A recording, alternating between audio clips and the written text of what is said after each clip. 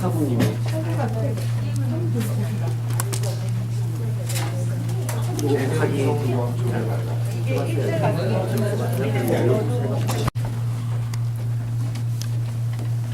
지금 이제 카피가 된 대로 여러분들 나오고 있습니다. 우리 582장 1절, 2절, 3절 부르시면서 3절 특히 우리 모 목사님의 작사를 기억하시면서 우리 이 찬송 부르신 후에 동상근 대표님 모시고 우리 단연회하도록 네, 카피가 저 제한이 되니까 가능한 옆에 한 장 가지고 나눠보시면 되겠습니다.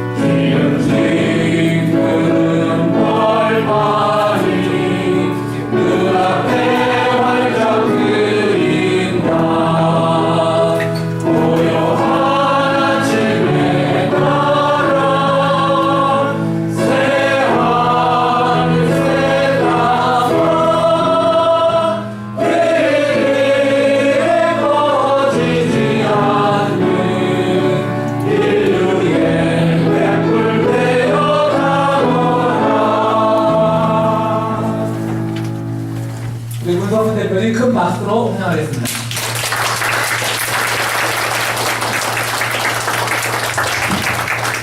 네, 반갑습니다. 그 찬송가는 뭐랄까 우리가 이제 찬송가 보면 되게 그 초창기 그러니까 예수님의 삶에 대한 묘사가 많은데 김재준 목사도 그러셨고 문익환 목사도 그 종교가 우리 역사에 어떻게 그 작용을 해야 되는지 이 부분에 대한 고민을 많이 하셨던 분이고, 그래서 우리 그 찬송가 부를 때도 우리의 삶에 대해서, 우리 역사에 대해서, 우리 민족에 대해서 생각하는 그런 찬송가가 있어야 된다 이렇게 생각하셨던 거죠. 그래서 이런 가사를 쓰셨습니다. 맨 마지막에 보면 그 고요한 아침의 나라가 길이 꺼지지 않는 인류의 횃불되어 터져라 이렇게 돼 있죠.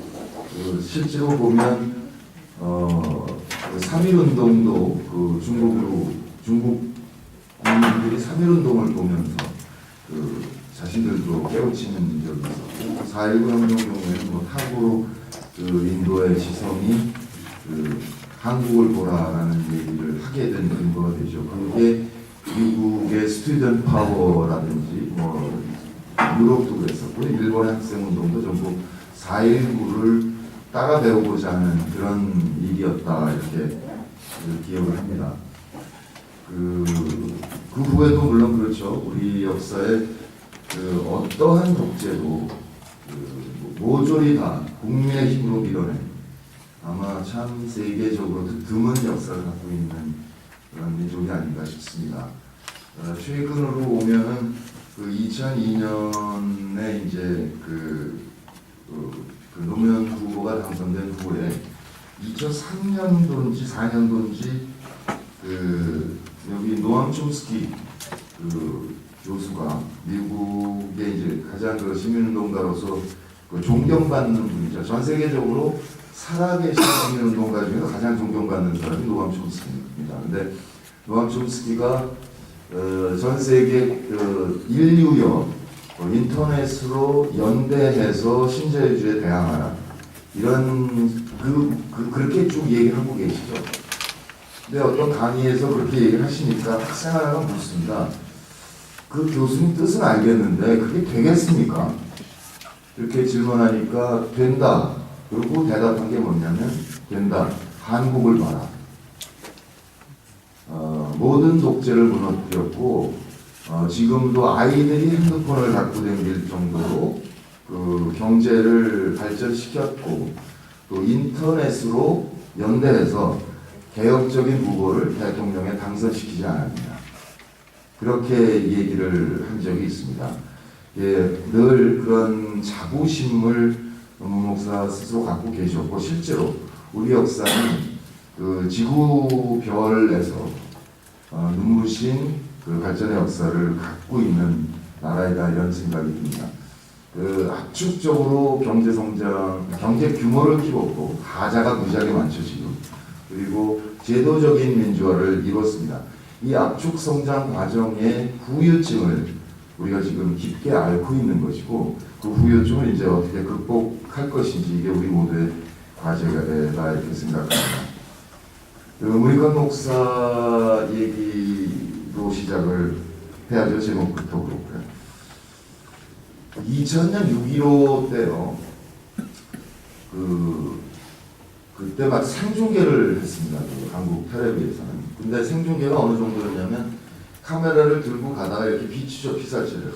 방향 바꾸려고 카메라가 땅을 비춰도 그 땅을 비치는 것까지 생중계를 하고 있었어요. 그러니까 뭐랄까 그 현장에서 편집하고 이러는 것조차 시간이 없는 상태였으니까. 근데 저도 기다렸습니다. 6.15 이제 두 분 정상회담이 끝났고 합의서가 나오기를 기다리고 있는데 선명하게 기억이 나요. 새벽 2시에 나왔습니다. 6월 16일 새벽 2시죠. 그 합의서를 듣는 순간 정말 만색으로 잤습니다. 너무너무 기분이 좋아서 잤습니다. 그리고 다음날 아침에 텔레비를 다 이렇게 MBC, KBS, SBS 돌려보는데 어느 누구도 어느 방송도 그 6.15 선언과 문 목사의 관계, 연관성에 대해서 얘기하는 방송이 없는 거예요. 그 이상하다. 왜 그럴까? 그러다가 이게 김대중 선생이 하신 거니까 그 각광을 한쪽에 몰아줘야 되는 거라서 그렇게 되나 보다 이렇게 생각하고 집에서 나오다가 아니야. 몰라서 그럴지도 몰라. 그래서 제가 방송사마다 다 전화를 했어요. 그랬더니 아무도 모르고 있고 한겨레 신문만 그렇지 않아도 박스를 쓰려고 한다고 얘기를 하더라고요. 그 얘기는 뭐냐면 그 6.15 선언은 89년 문 목사가 김일성 주석을 만나서 2번 회담을 했고 그때 합의한 내용 그게 그냥 그대로 옮겨 앉은 겁니다. 그러니까 처음에 89년에 문 목사가 가서 그 북쪽하고 얘기할 때는 북쪽은 고려연방제라는 것을 60년대 초반부터 얘기를 했습니다. 고려연방제는 남북에 각각 정부가 있대 중앙에 고려연방국을 만들어서 여기서 외교와 국방을 관장한다. 이게 고려연방제입니다. 근데 이제 문 목사가 만나자마자 한 얘기가 그거죠. 우리는 이념으로 분단되기도 하지만 서로 전쟁을 하는 관계이다. 그런데 어떻게 외교와 군사를 합칠 수 있느냐. 그렇게 주장하면 이건 무지 하세월입니다. 그러니 일단 문화 경제 교류부터 경제 교류를 함께 진행해 나갑시다. 이 이산 가족이 지금 죽어가니까 더 이상 돌아가시기 전에 가족분들도 만날 수 있게 해줍시다. 그렇게 얘기를 한 거죠. 그 김주석의 동의를 얻어냈습니다. 그러니까 외교 군사를 먼저 하자라고 얘기했던 것은 다른 거를 할 경우에 일종의 이제 분단을 공식화한다, 연구한다, 이제 이런 논리를 갖고 있었던 겁니다, 그쪽은. 근데 문 목사 얘기가 일단 외교 군사를 합치기는 어려우니, 그러니까 문화 경제 교류를 진행하다 보면 남쪽 국민, 북쪽 인민들이 점차 그동안에 멀어진 마음이 좀 가까워지고 통일의 전망을 가질 수 있게 되면서 그것이 동력이 돼서 끌어오르면 결국 정치 군사 회담에까지 영향을 미칠 수 있을 것입니다. 이런 논지를 얘기를 했던 거고 그것이 합의가 되겠죠. 그러니까 그 사회 공동 성명에 보면 그 정치 군사와 문화 경제 교류의 병행 추진이라고 표현이 되어 있거든요. 그러다 보니까 당연히 연방제의 딱 처음 지금 분단해서 고려방제로 이렇게 팍 뛰는 게 아니라 단계적인 통일 방안도 받아들일 수 있다. 이제 이렇게 표현이 돼 있는 거죠. 그러니까 그것이 그대로 이제 6.15 선언에 옮겨가는 건데 제가 그렇게 감격했던 것은 89년에 그 합의서가 나왔는데 아시다시피 모든 방송과 신문에서 미치광이 몽상가 이래서 어마어마하게 씹어 돌렸습니다. 그거 씹어 돌릴 때 저는 그 신문들을 일부러 다 스크랩을 해서 모았어요. 3년만 지나봐. 이 합의서가 무슨 의미인지 알게 될 것이고 당신들이 얼마나 부끄러운 짓을 했는지를 내가 역사에 기록해 주겠다. 그런 마음으로 그때 스크랩을 했는데 그때 제일 놀란 게 뭐였냐면 그 4.2 공동성명서에 합의항이 9개가 되어 있습니다. 그런데 마지막 9항이 너무 좋았어요. 앞에는 이제 단계적 접근 이런 거 병행 추진 쭉 썼죠. 맨 마지막에 뭐라고 되어 있냐면 이상의 합의를 양자는 앞으로 있을 남북 당국자 간의 회담의 논의의 기초가 될 수 있음을 인정하고 각자 정부에 건의한다 이렇게 되어 있습니다. 그러니까 그게 평양을 같이 간 정경모 선생하고 북쪽의 안경호 씨라고 이론가죠. 그 두 분이 밤새 합의문을 작성을 했는데 아침에 그걸 이제 저쪽 안경호 씨는 북쪽 당국에 갖다 줬을 것이고 정경모 선생은 이제 문익환 목사한테 그걸 보여준 거예요. 근데 쭉 읽었더니 좋다, 좋은데 하나만 추가하자. 그러고 주문한 게 구항이었던 거예요. 그러니까 자신은 전민년 고문 당시였으니까 나는 민간인이다. 그러니까 민간인으로서 북쪽 당국이 무슨 생각을 하고 있는지를 확인하고 그걸 설득하고 그러고 그렇게 합의했으나 이것은 최종적으로 당국자 간의 합의를 해야 발효가 되는 것이다라는 거죠. 그러니까 자신의 방북의 목적과 자신의 입지라고 그러거든요. 이 부분에 대해서 명백하게 인식을 하고 있었다. 그것이 당시도 저도 89년에 그 합의서를 보면서 그런 논조로 글을 쓴 적도 있었지만 그것이 딱 11년 만에 이제 당국자 간의 합의가 됐기 때문에 참 감격스러웠던 거죠. 그 방북을 하게 된 부분은 늘 그 마음을 갖고 있었습니다. 특히 젊은 사람들이 죽는 것에 대해서. 그러니까 그 문익환 목사의 어머니가 김신국 권사신데 이분이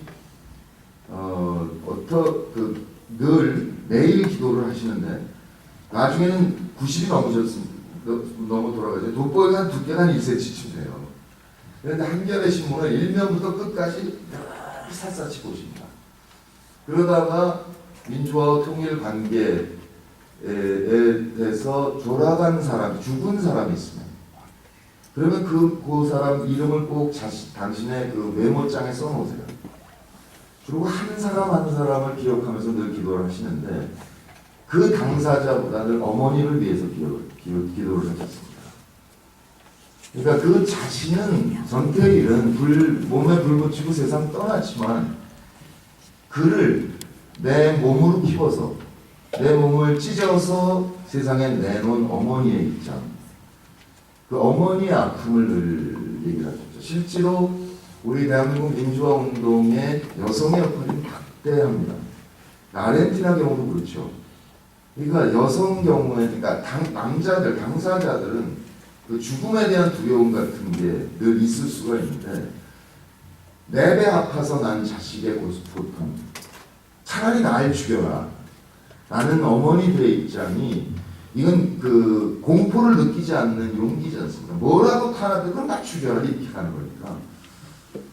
그래서 늘 그 어머니들을 위해서 기도를 하셨어요. 근데 그 이제 서울대학에 강연을 간다고 아침에 이게 밥 먹으면서 식사하시면서 얘기를 하시니까 김신묵 권사가 부탁을 한 거잖아요.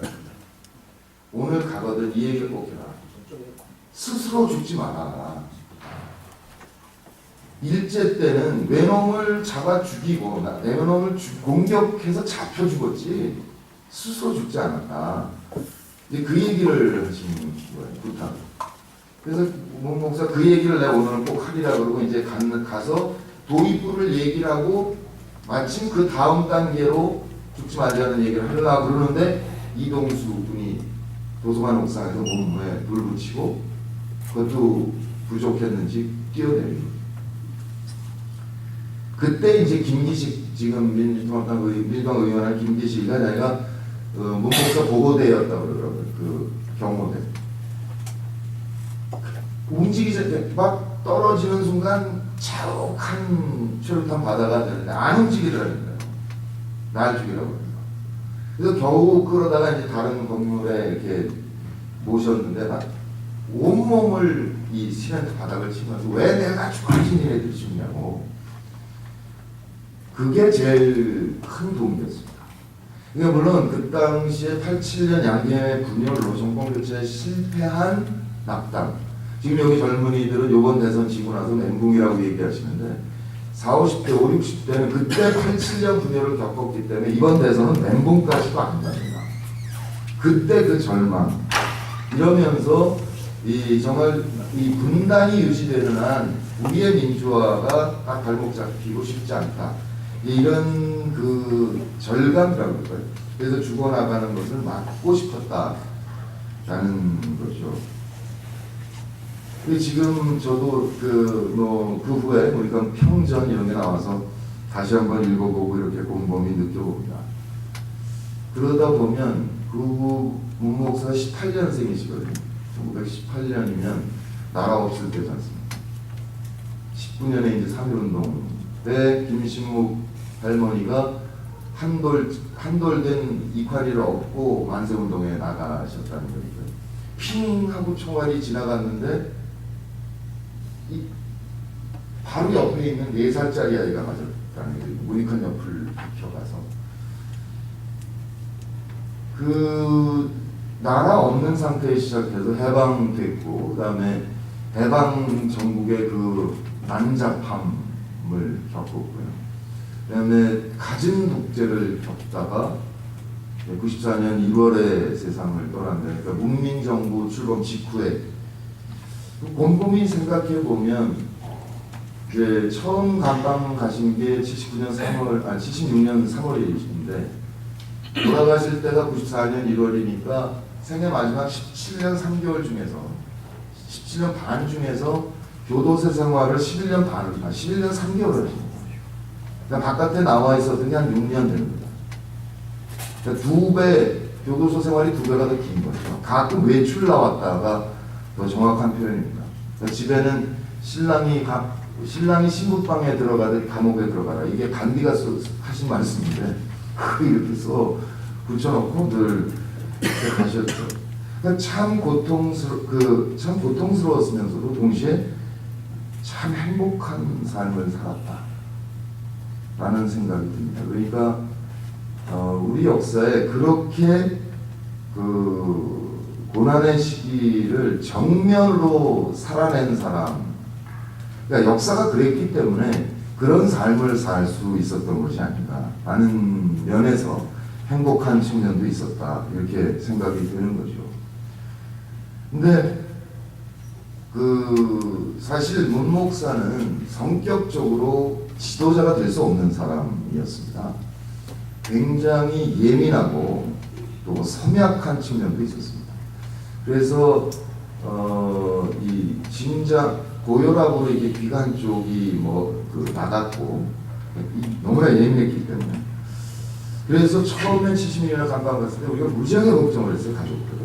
당시에 구약 성경 번역을 68년부터 시작했으니까 8년째 하고 계신 상태였고 언제나 앉아서 책상에 앉아서 성경 번역을 하셨기 때문에 지금 여러분들이 기억하시는 사진은 바짝 마르고 한복 입고 수염 기른 그 모습인데 실제로 감방 가실 때는 80kg가 넘고 허리 둘레가 뭐 한 35쯤 되는 하얀 돼지 같았어요. 정말 얼굴이 포동포동하고 거기 혈압약을 늘 들고 계셨고 그래서 과연 어떻게 견딜 수 있을까 그렇게 생각했는데 이 공판정에서 막 날르더라고요. 저 힘이 뭘까? 저희도 굉장히 가족들로서 굉장히 놀랐습니다. 그렇게 생각해보면 여러 가지가 있을 수 있겠죠. 나는 우리 집안은 종성입니다. 한경부터 종성인데 한 5가문이 1899년에 모여서 만주의 땅을 넓게 사고 집단 이주를 합니다. 그래서 명동촌이라고 이름을 만들죠. 그러니까 동쪽을 밝게 하는 것이다. 그러니까 여기 지금 어둠 밤 마음의 장계에도 나오는 동쪽을 밝게 한다는 것은 독립을 하겠다. 그런 거죠. 나라 잃어가는 막바지에 넘어가는 거죠. 그래서 윤동주하고는 직선 거리 한 500m에 같은 해에 태어나가지고 쭉 살았습니다. 근데 그때 김신묵 권사가 늘 이 베개 속에다가 태극기를 수놔서 그거를 베고 자게 했다는 거죠. 문익환이나 문동환이나.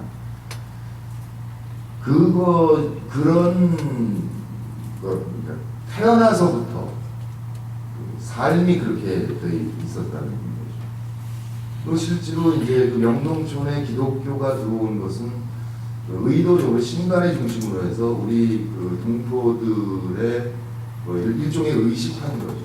의식화 차원에서 이제 종교를 얘기를 하기 시작을 하는데 만주는 카나다 선교부가 담당을 했습니다.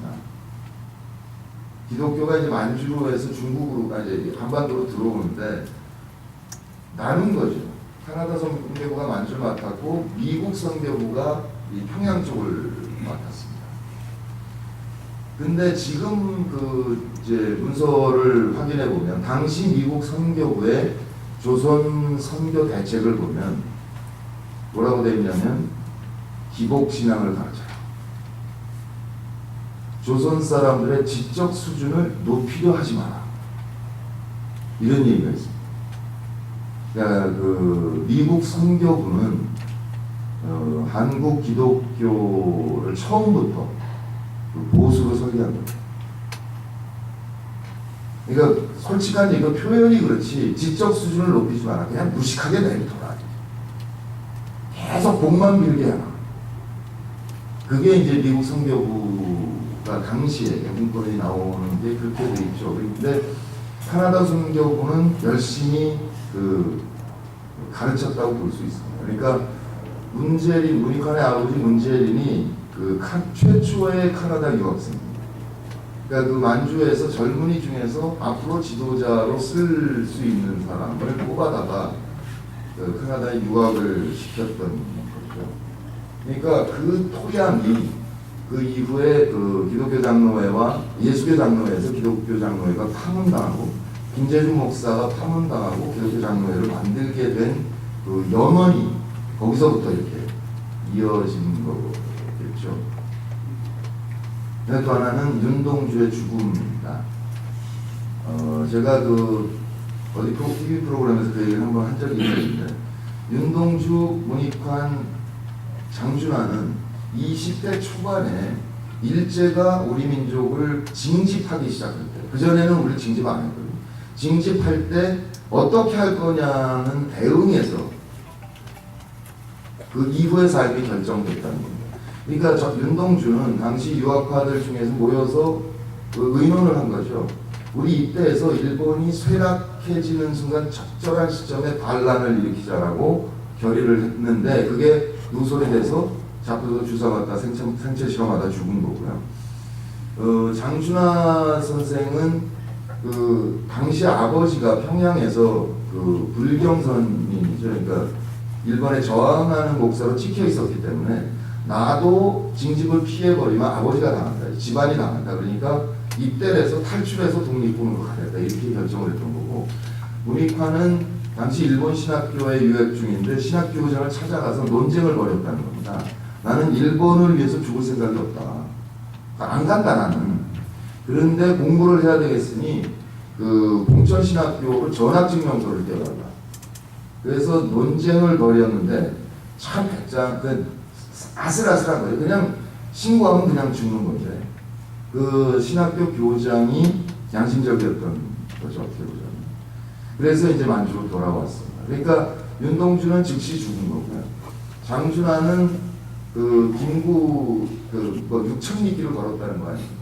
그래서 김구 선생을 만나서 해방 이후에 그야말로 민간인 자격, 그러니까 김구를 어떻게든 이제 임시정부와 어떻게 보면 이제 이승만의 갈등이 처음부터 있었던 거기 때문에 민간인 자격으로 들어오면서 김구 선생과 함께 일했고 김구 세상 떠나시면서 당연히 그 이승만 시절부터 민주화 통일운동을 할 수밖에 없었던.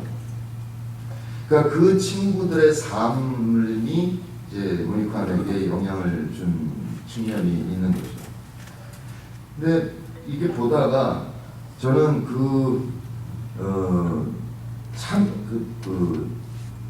그때 어땠을까 이런 생각이 하나 드는 게 뭐냐면 5.16 쿠데타의 그 핵심 세력의 한 4분의 1 정도가 만주 인맥으로 표현이 됩니다. 당시 신문에 그렇게 나왔거든요.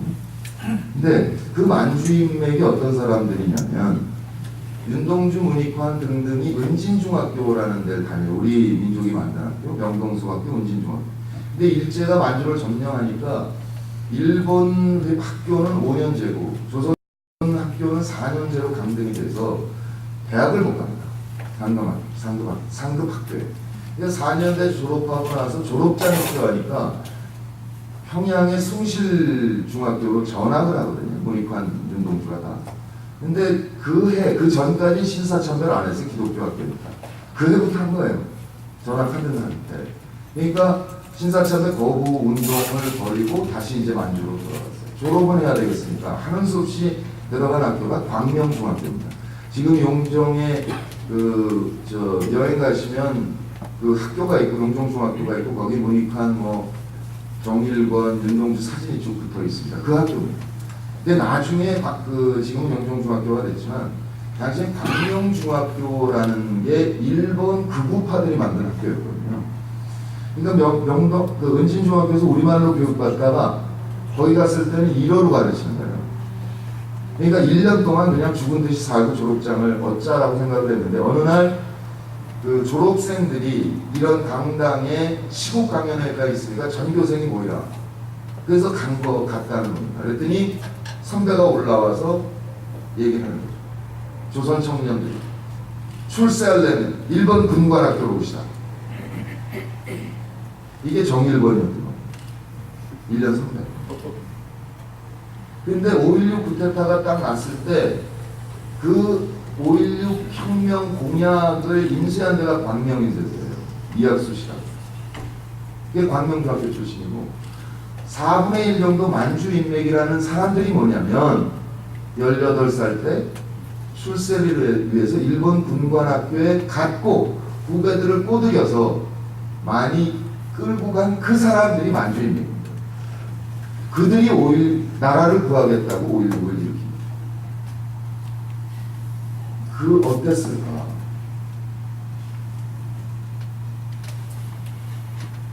그 후에 이제 장준하 선생이 세상 떠나면서 그 장례식장에서 그렇게 공언을 했다고 하더라고요. 이제 장준하가 하려고 했던 일 내가 하려고.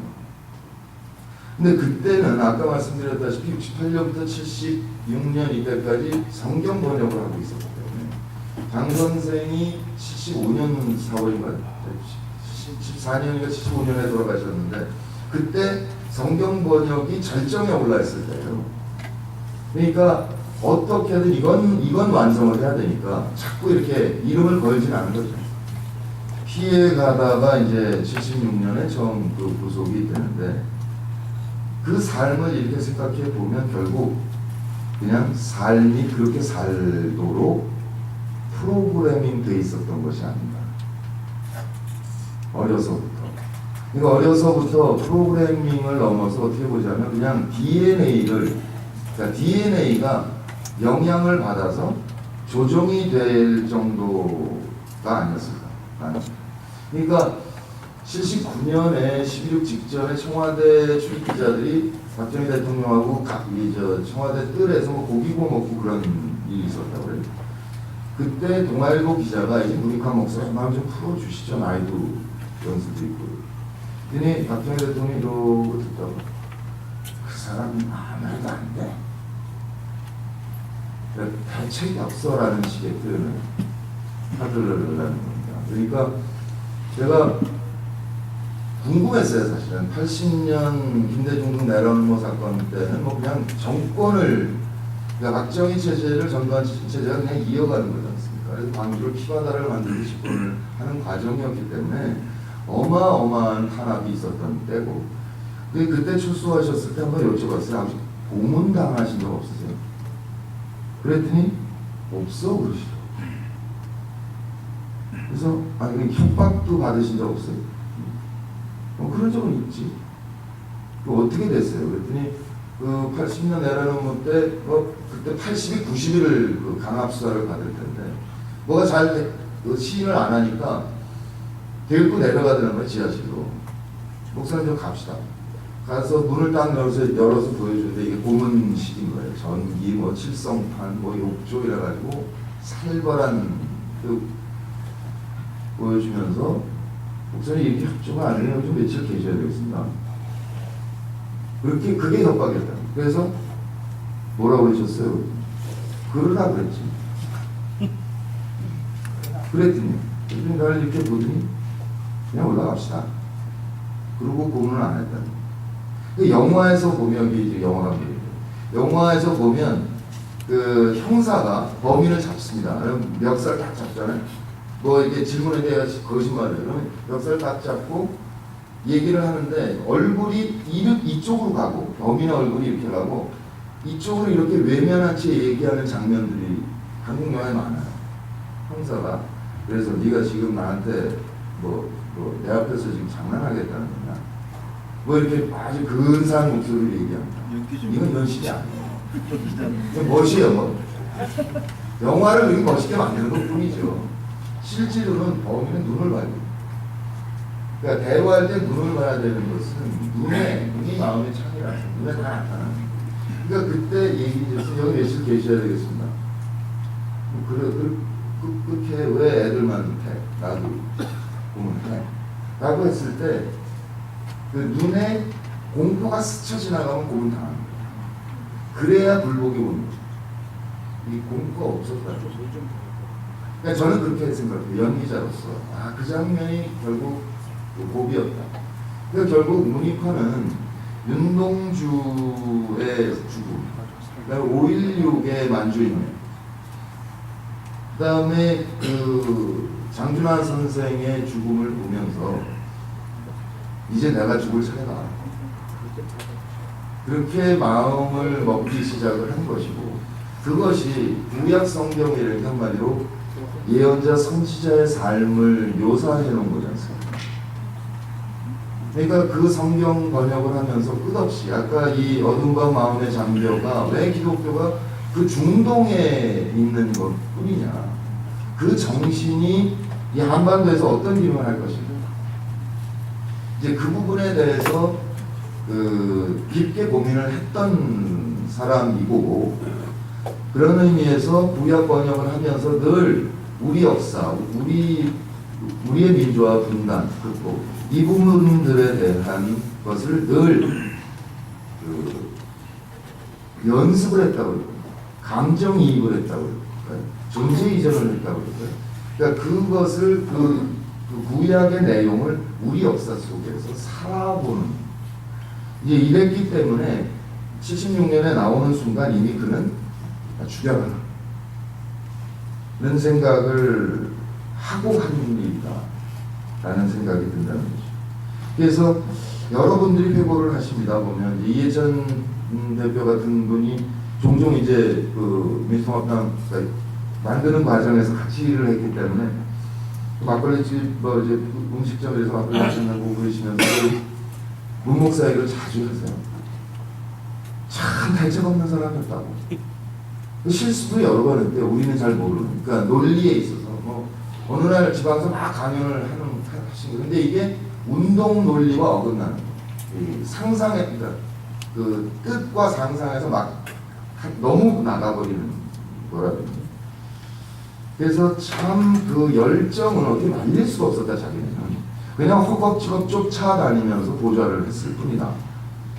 그런 기억을 하고 박형기 목사님 경우는 문목사 전후가 갈린다라고 얘기했어요. 그러니까 그 전에는 유신 시절에 뭐 그 개헌정원 뭐 이런 거 하면 막 사형원도 되고 막 이런 거지 않습니까?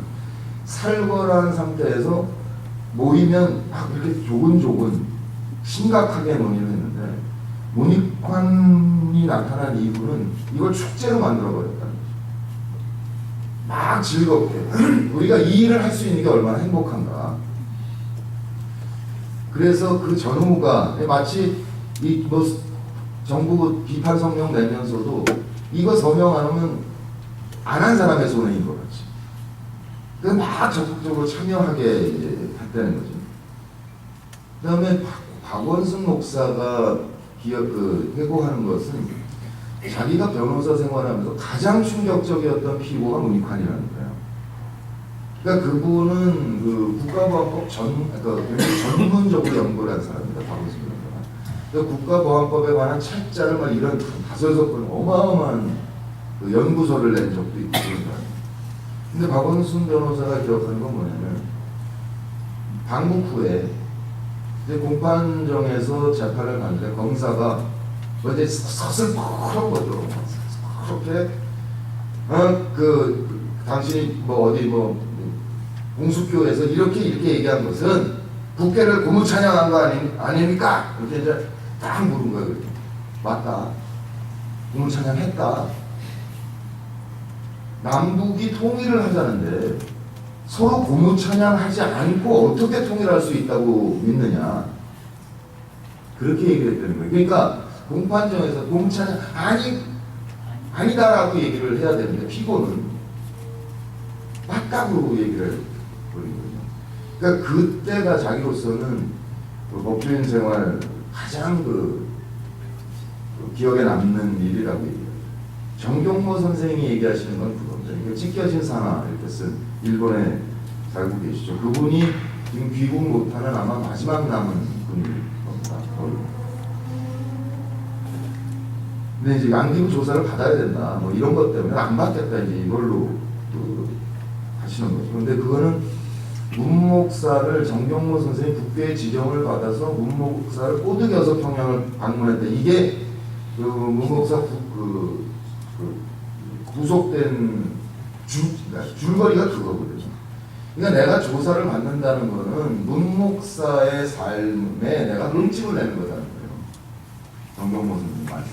그래서 안 하겠다. 조사 안 받다. 그런 적도 없고.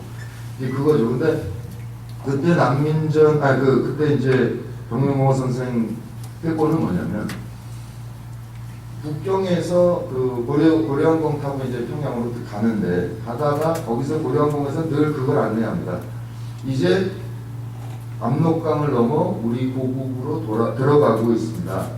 이렇게 안내 멘트를 해요. 그 얘기가 나오니까 이제 정경모 선생이 저 아래 압록강입니다. 우리 조국으로 돌아가는데 감회가 어떠십니까? 그랬더니 나는 압록강을 국경으로 생각해 본 적이 단 한 번도 없어. 그러니까 만주에서 건 김신묵 그 할머니도 그 얘기를 하셨는데 어딜 파도 고구려 유적이 나옵니다. 그러니까 이 그 쪼그라든 한반도라는 인식을 처음부터 안 가졌다는 거죠. 만주에 사는 그 우리 조선족들 경우에는. 그러니까 그것이 그런 그의 삶을 기억하는 이렇게 여러분들의 그 단편, 그러니까 하나하나의 에피소드가 결국은 그의 삶을 전체적으로 조망하는데 한 그 이해가 될 수 있을 것이다 이렇게 생각합니다. 제 경우는 그렇습니다. 17년 중에서 이제 11년 3개월을 깜빵 생활하셨죠. 시비 걸 일이 없습니다. 그 사람들. 역사적으로 무슨 시비를 걸렸습니까? 그러니까 지도자로서 성격이 안 맞는데 76년에 들어가, 78년에 들어가, 80년에 들어가. 그러니까 80년 들어갔다 나오니까 그냥 저절로 의장이 돼 있었던 거죠. 아무도 이의를 제기하지 않는 겁니다. 그러니까 그 역사를 대하는 태도의 문제였겠죠. 나 죽여라. 그러니까 정세 분석에 따라서 지금은 조심하는데 이 사안은 이렇게 우회할 사안, 이런 계산이 필요 없는 거예요. 그냥 정면을 갖다 받는 게 죽여라. 그러다 보니까 그냥 형성된 지도력이라고 할까? 그러면서 이제 민주운동권의 이제 지도자가 되신 건데 딱 하나 시비거리가 있습니다. 인생에. 그게 87년 양김의 분열을 막지 못한 책임입니다. 지금 2012년 대선을 우리가 왜 실패했을까요? 2013년 한국의 이 모습은 뭘까? 물론 영어는 길고 그렇지만 우리 국민은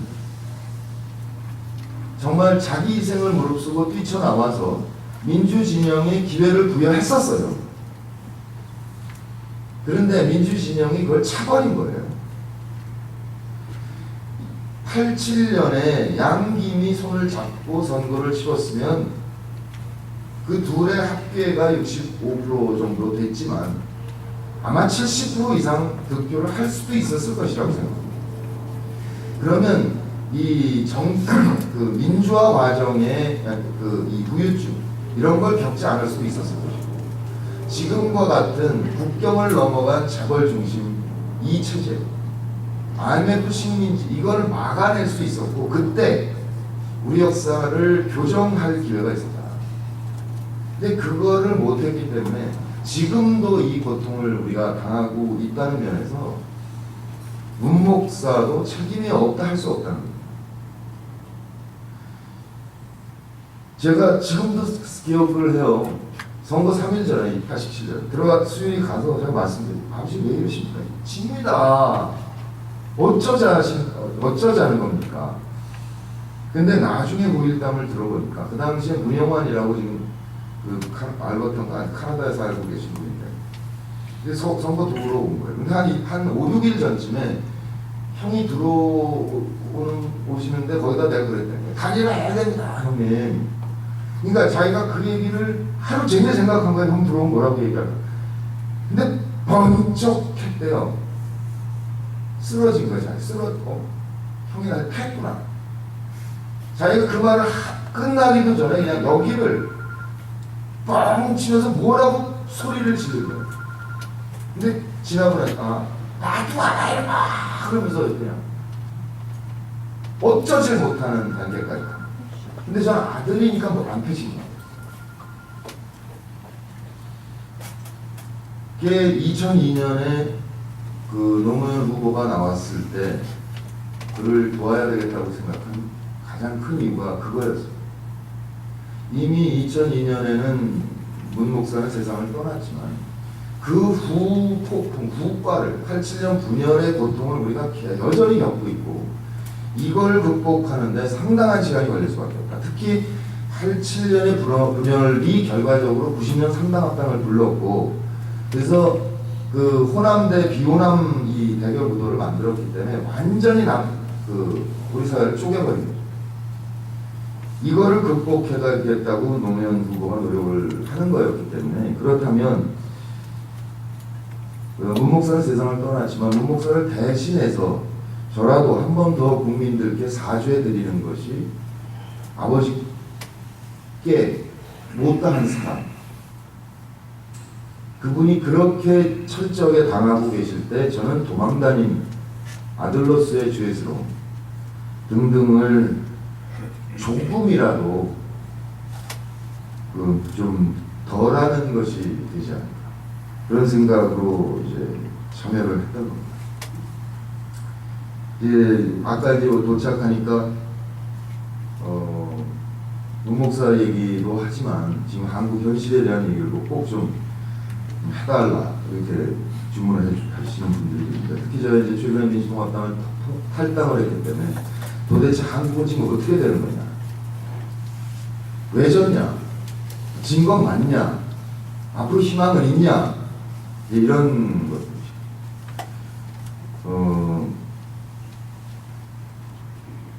조금 모자라서 실패했습니다. 그래서 그 투개표 부정 부분에 대해서는 법적인 논란을 벌일 만한 충분한 근거가 부족합니다.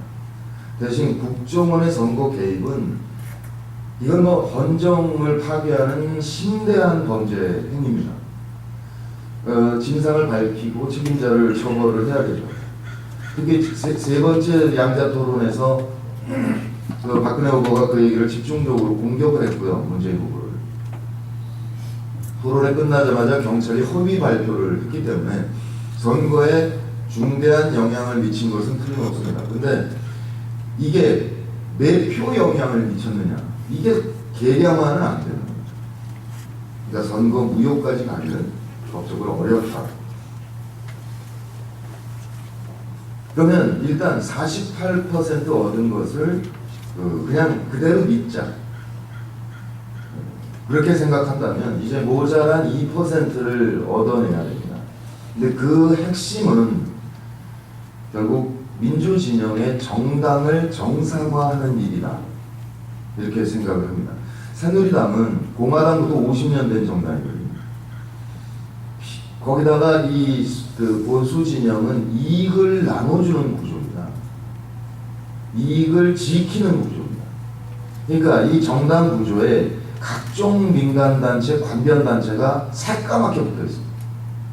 60, 70년대 사마운동부터 시작해가지고 지금 최근에 이제 참여정부 때 나타난 뉴라이트까지 이 꽉 붙어 있어서 이거를 행정하면서 이익을 나눠주고 지켜나가는 거죠. 이 막강한 구조가 되어 있는데 우리 민주통합당은 민주진영의 정당은 시대 흐름에 맞게 진화해 오지를 못했고, 그래서 조직력이 현저하게 약하다. 그러니까 이 조직력 갖고는 앞으로도 굉장히 고통스러울 수밖에 없다. 그렇게 판단을 합니다. 그게 이제 문재인 후보의 자기가 얘기하는 대선 실패 원인 중에 아주 중요한 부분이죠. 그러면 뭐가 부족하냐? 민주진영의 정당이. 이 얘기를 말씀드리기가 참 송구스럽습니다. 뭐냐면 우리 국민들은 독재를 다 무너뜨려서 87년에 기회까지 부여했는데 이제 걷어찼잖아요. 근데 정치권에 대한 불신이 깊어요. 그런 상태이기 때문에 정당 얘기를 하면 싫어하십니다. 아니 너희들이 잘하면 표를 줄게 왜 못해? 이렇게 얘기를 하시거든요. 그런데 대한민국은 민주공화국입니다. 미합중국도 그렇고요. 민주공화국은 한자풀이를 하면 시민이 주인으로서, 민주적 주인으로서 공, 더불어, 화, 어울려 사는 나라입니다. 시민이 주인이라는 겁니다. 그러니까 나의 뜻을 대의하는 대의제도를 채택하고 있는 거죠. 여기 교회에 계신 분들이 몽땅 국회 가서 토론을 하면 합의가 안 될 거 아니에요. 그러니까 평화교회 규모라면 여기서 딱 한 명을 뽑아서 국회에 보내는 게 대의제도거든요. 그런데 이 대의제도를 하려면 이 정당도 시민의 의원들, 정치 세력 중에 비슷한 곳을 바라보는 사람들이 때를 하는 거, 때로를 만든 거잖아요. 양당, 당을. 그 이 당이 시민의 뜻을 대의해야 되는 겁니다. 원칙적으로. 그러니까 시민이 주인으로서 당 운영에 그 관여를 해줄 때 정당이 정상화하는 건데, 우리 경우에는 잘하면 찍어줄게 요 단계이기 때문에 사실은 민주진영의 정당 개혁을 해낼 방법이 없는 거예요. 전 이해가 안 되시죠? 그럼 좀 구체적으로 말씀드리면 이겁니다. 3당 합당 후에 김대중이라는 정치인을 중심으로 해서 호남으로 고립됐어요. 그리고 호남을 기반으로 해서 그 다음에 개혁적인 지식인들, 학생들이 그 김대중이라는 정치인을 지지하는 상태로 정치가 90년 3당 합당부터 쭉 이어진 겁니다. 소수파일 수밖에 없어요. 김대중 세력은. 그러니까 자기를 죽이려 했던 JP랑 손잡고, 그리고 이인재가 표를 갈라줘서 이긴 거죠. 그러니까 이런 구조, 고립된 구조는 도리어 김대중이라는 정치인이 민주당 내에서의 권력을 강화한 측면이 있습니다. 예전에 민주당은 김영삼계, 김대중계가 경쟁을 했는데 이게 없어져 버렸어요. 한쪽이. 완벽한 카리스마, 실제로 독재자로 기능을 했던 거죠. 그러면 우리 국민은 잘하면 찍어줄게라고 생각하시잖아요. 그런 상태에서 김대중이라는 총재는 어떻게 했냐면, 여기 계신 분들이 다 국회의원을 한 사람 한 사람 불러서 일을 시킵니다. 당신은 의료보험 개선 방법을 연구해서 2달 있다 의원청에서 발제하라. 안 해요? 잘라요. 그리고 외부에서 신선한 피를 수혈합니다. 그 수혈한 사람들이 누구냐면 문동환, 이해찬, 장영갈, 임채정, 박영수, 이우정, 천신정, 천정배, 신기남, 정동영, 정세균, 우상호, 이인영. 마지막 386 세대까지 바깥에서 깨끗하고 능력 있는 사람들을 계속 수혈을 한 거예요. 그래서 그 사람들 당선될 지역에 다 뽑았습니다. 그러니까 국민의 신뢰를 받을 수가 있었던 거죠. 지역적으로 소수일 수밖에 없었지만. 근데 그가 물러나는 순간 그 김대중의 기능을 할 수 있는 사람이 없는 거예요. 그러니까 완벽한 카리스마지 않습니까? 그가 있고 그 밑에 이렇게 의원들이 있는데 없어지는 순간 내가 대장이 되고 싶은 사람 7, 8명이 쫙 깔리는 거예요. 서로 인정해 줄 수 없는 거죠. 누구도 그 자리에 가는 걸 원치 않기 때문에 집단 지도체제를 형성했고, 집단 지도체제를 형성하면 일 안 하는 국회의원을 자를 수가 없습니다. 권한이 없어요. 영입할 권한도 없어요. 그리고 당은 기획학적으로 조각조각이 나기 시작을 하는 거죠. 이게 10년 들었습니다. 중간에 한번 참여정부 시절에 열린우리당 때 소위 돈 내는 당원 중심으로 당을 짜보자 이렇게 생각합니다. 그러니까 자를 수 없고 영입할 수 없지 않습니까? 그러면 남은 유일한 방법, 이 피를 갈 수 있는 유일한 방법은 국민이 직접 국회의원 후보를 뽑아야 가능합니다. 그래야 갈 수 있거든요. 그러니까 그거를 옛날에는 김대중 총재가 지명했는데 그렇게 하지 말고 국민이 뽑읍시다. 이게 열린우리당이었던 거예요. 그러니까 근데 당시에 유시민계하고 정동영계하고 아주 쟁투가 벌어지다가 당원을 인정하는 기준을 대폭 완화했어요. 월 1,000원만 내면 당원으로 인정해줘요. 최대 40만 명까지 모였어요, 당원이. 그런데 지구당 국회의원이 250명이거든요. 지역에서 뽑히는 의원들. 그럼 40만 명을 250개로 나누면 지구당들은 1,500명이에요. 당비 1,000원이죠. 150만 원이에요. 월 내는 돈. 지구당 위원장이 다 동원을 해서 등록시킨 거죠. 그러니까 소위 상향식 공천이 작동되지 않습니다. 그러면 어떻게 민주진영의 정당을 바꿀 거냐? 시민이 대거 정당 내에 참여를 해줘야 돼요. 이게 국민의 명령이 그동안 주장해온 온과 오프가 결합된 네트워크형 정당을 하자, 이거였습니다. 그러니까 기존의 민주당 체제를 존중하되 이 오프 정당을, 정당에는 안 들어가지만 인터넷 사이트에서는 노는 분들이 많거든요. 미시 USA에서 놀잖아요. 그러다가 뭔가 사회적인 이슈가 있으면 나와서 그분들이 촛불을 들어요. 발언은 해. 민주공화국의 시민으로서 의무는 할 생각이 있어요. 다만 입당을 안 하는 거죠. 그러니까 이 입당하지 않아도 온에서 노는 민주진보 가치지향의 시민, 이걸 묶어서 여기다 탑재하자.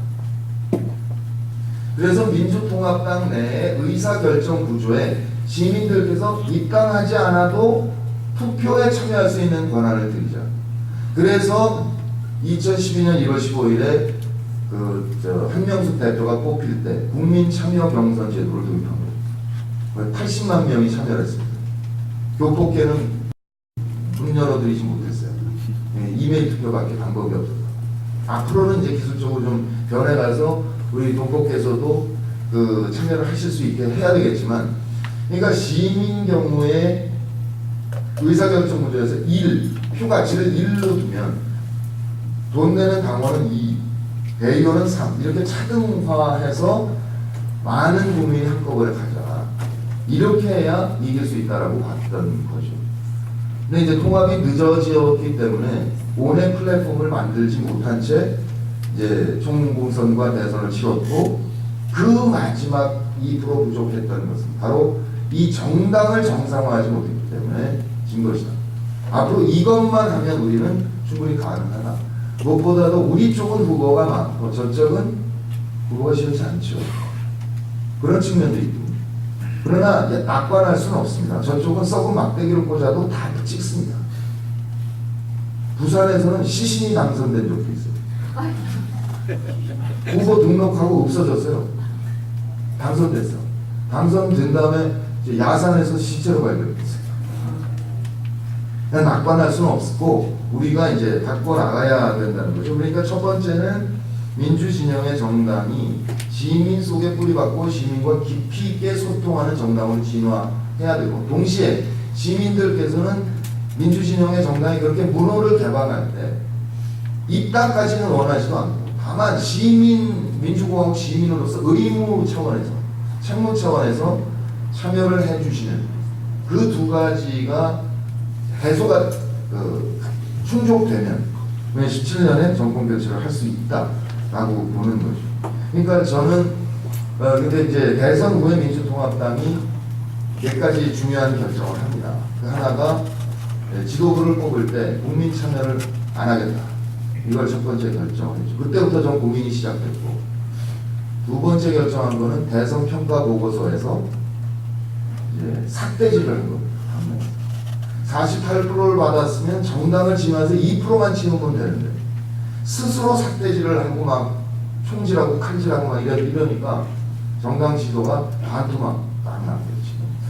이것은 바로 안철수 의원에게 활동할 수 있는 공간을 열어준 겁니다. 그러니까 주도권이 안철수한테 넘어간 거죠. 그럼 안철수 의원은 어떻게 하실까? 저는 짐작한데, 아까 이제 시민과 소통을 강화하는 온오프 결합 네트워크를 한다라고 민주통합당 만들 때 합의했고, 작년에 나온 중요한 문건이 3개가 있습니다. 하나는 합당선언 문건입니다. 하나는 문재인과 안철수의 후보 단일화를 위한 새정치선언이라는 것을 두 분이 합의해서 문서로 발표했어요. 국민 앞에 약속했어요. 세 번째는 문재인 후보의 대선 공약인데, 정당을 앞으로 어떻게 바꿔 나가겠다, 온오프 결합 네트워크형 정당 하겠다는 것을 이 3개 문서가 거듭거듭 약속을 한 거예요, 국민 앞에. 근데 민주통합당은 약속을 파기했죠. 그럼 안철수 씨는 어떻게 할 거냐, 의원은.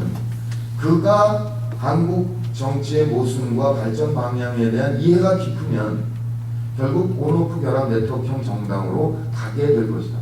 그의 유일한 선택지는 거기일 수밖에 없다라고 저는 굳건히 믿고 그렇게 계속 매체나 이런 데서 얘기를 해왔어요.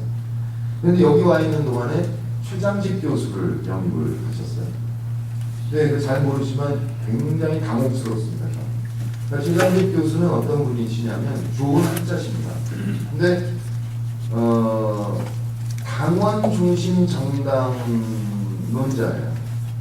그러니까 2002년 노무현 후보가 국민참여인공선으로 뽑혔는데, 그런 국민 참여를 확대하는 바람에 민주당이 망해왔다. 10년 동안. 이렇게 생각하시면 그러니까 유럽의 교과서를 반복적으로 얘기를 하고 계십니다. 아까 노사모가 세계적으로 수출됐다. 그 얘기 제가 뺐던 거예요. 87년 6월 항쟁 그 후에 노암 촘스키 얘기를 드렸지 않습니까? 노사모 현상이 미국으로 와서 진화한 게 모건입니다. 유럽 정치계도 노사모를 벤치마킹한 수많은 운동들이 있어요. 그러니까 우리가 갖고 있는 우리 민족의 특성, 굉장히 열정적이고 참다 도저히 목표도 확 뒤집어 엎는 이 성격, 뭐든지 빨리 해야 되기 때문에 스마트폰 보급률이 전 세계 가장 빠른 나라. 여기는 지금 뭐 LTE 잘 안 되잖아요. 북한산에서도 LTE가 됩니다. 설악산, 지리산 다 돼요. 이 급한 성격 때문에 우리는 직접민주주의적 참여 열기가 굉장히 높은 민족이거든요. 그러니까 우리의 특성에 맞게 인류사의 모범을 제시하자. 3.1운동 했듯이, 4.19 했듯이, 6월항쟁 했듯이 노사모 현상으로 참여 시민이 개혁적인 대통령을 만들어내듯이 우리가 이 온오프 결합을 성공시키면 세계 정치사의 모범을 제시하는 거거든요. 그런데 우리 지식인들이 뭔지 모르겠어요. 이게 컴플렉스인지 4대주의인지 모르겠는데 외국에서 만들어진 이론은 넓적넓적 받아먹는데 우리나라 현상은 이론화를 못하는 거예요. 저는 단언합니다. 인류 역사는 그렇게 갑니다. 그렇게 갈 수밖에 없잖아요. 그러니까 이 부분을 지금 그렇게 방향이 그런데 갑자기 초장직 교수를 영입하는 바람에 이제 당혹스러운 거죠. 이거 통합이 상당히 늦어질 염려가 있다. 이대로 가면 일단 지금 만약에 안철수 의원이 그 방향으로 잘 방향을 선택한다 하더라도 내년 지방선거 전까지 통합이 이루어질 거라고 기대하지 않습니다. 저도 아마 참패하리라. 그러니까 내년에 지방선거, 16년 국회의원 선거, 17년 대선이 있는데 그 이전에 언젠가는 분명히 통합이 될 수밖에 없다. 통합이 안 되면 허나 말하니까. 그러니까 뭐 대선에 결선 투표제를 도입하자. 안철수 의원 쪽에 그런 얘기를 하는 사람들이 있더라고요. 새누리당 이걸 왜 응해줍니까? 왜 안 되는 걸 자꾸 망상을. 이게 리시프트 띵킹인데 자기 모든 걸 자기 이익에 맞게 상상을 하는 거죠. 그런 일은 없어요. 지금의 지역구도 속에서 한나라당이 영남에서 60개 의석을 싹쓸이하는 이 구조 속에서는 절대로 선거법 개정은 이루어지지 않습니다. 그럼 지금의 선거법 안에서 어떻게 민주주의가 갈 거냐? 선택지는 하나밖에 없는데 이제 이걸 놓고 정파별로 자기 이익을 꼼수를 부리기 시작하면 정치 공학을 생각하면 이제 통합이 늦어질 수밖에 없으나 끝내 될 것이다. 그러면 그걸 보면서 저는 어떻게 할까 고민을 합니다. 나가자.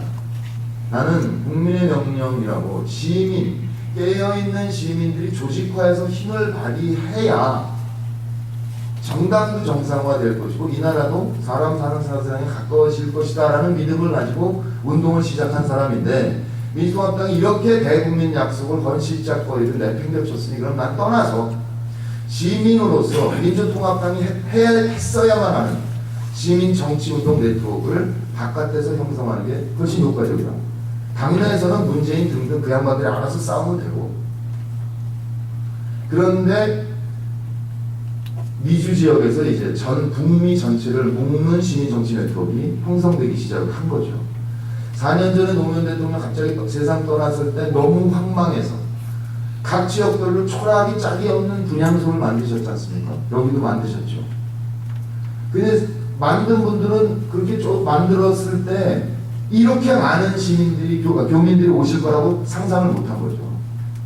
어마어마한 분들이 오셔서 주저앉아서 통곡을 하시고 우리가 이대로 주저앉을 수는 없는 거 아니냐.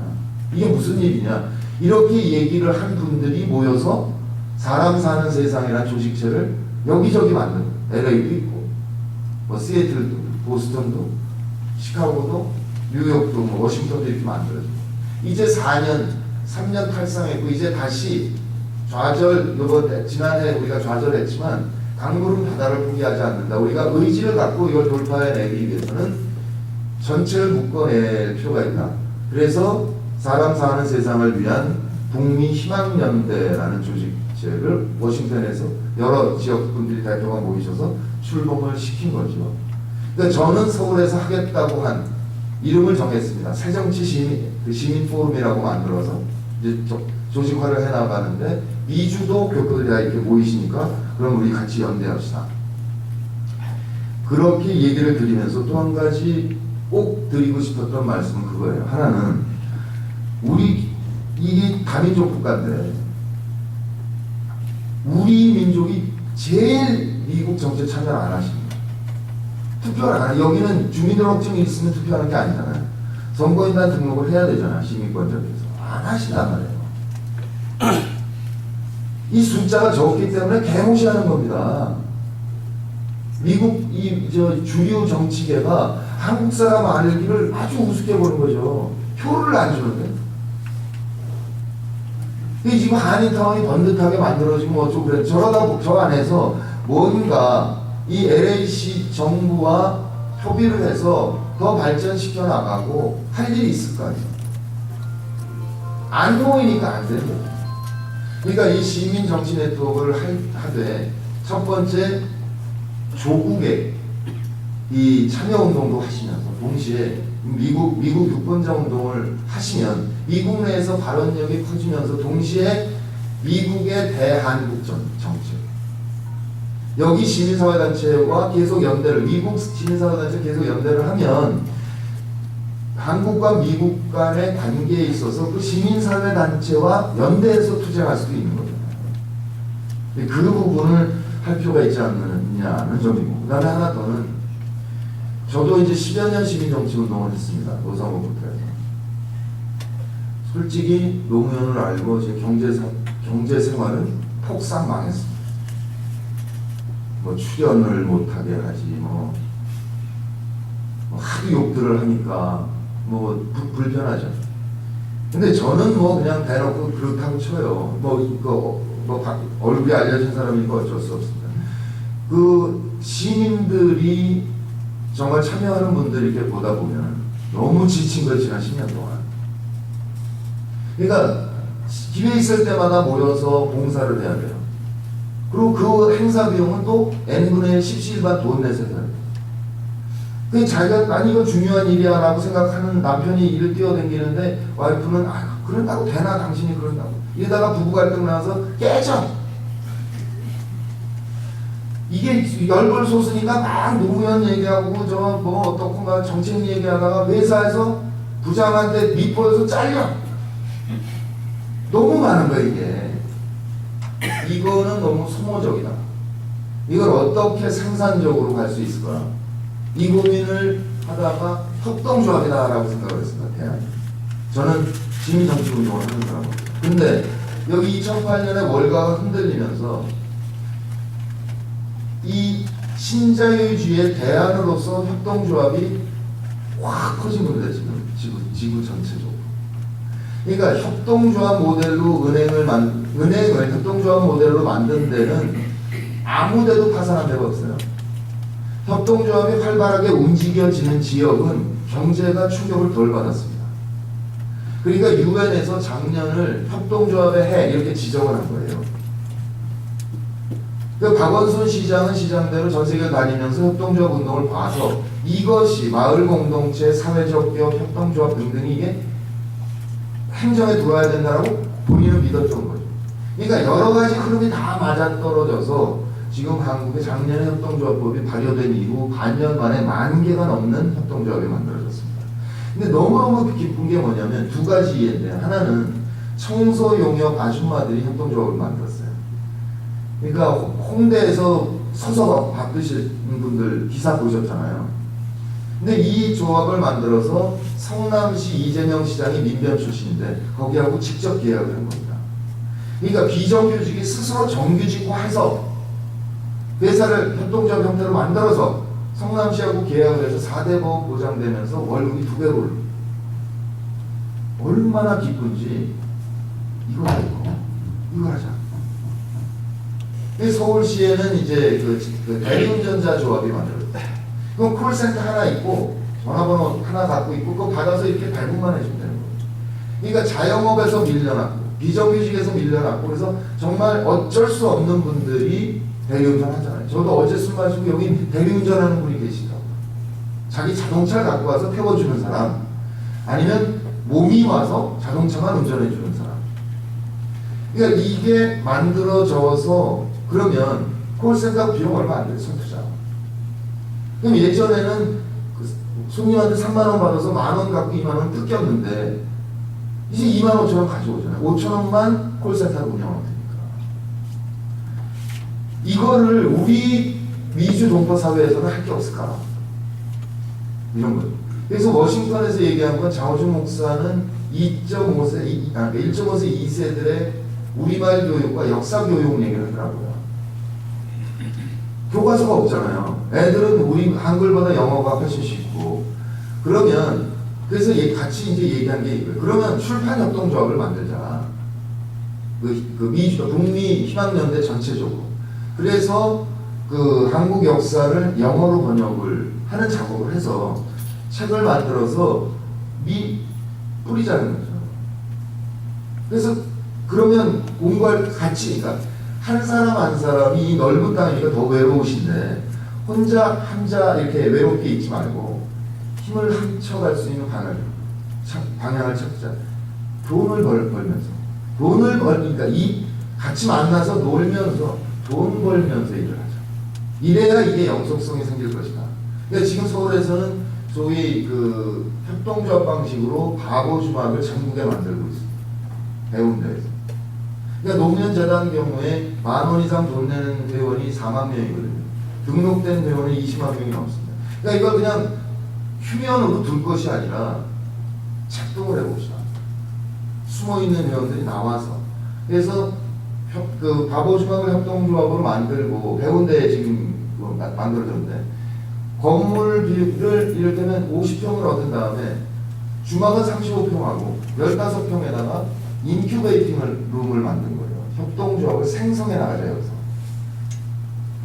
그런 운동을 시작을 했는데 그것도 한번 여기 우리 동포 사회에서도 많이 생각을 해봐 주셨으면 좋겠다 싶습니다.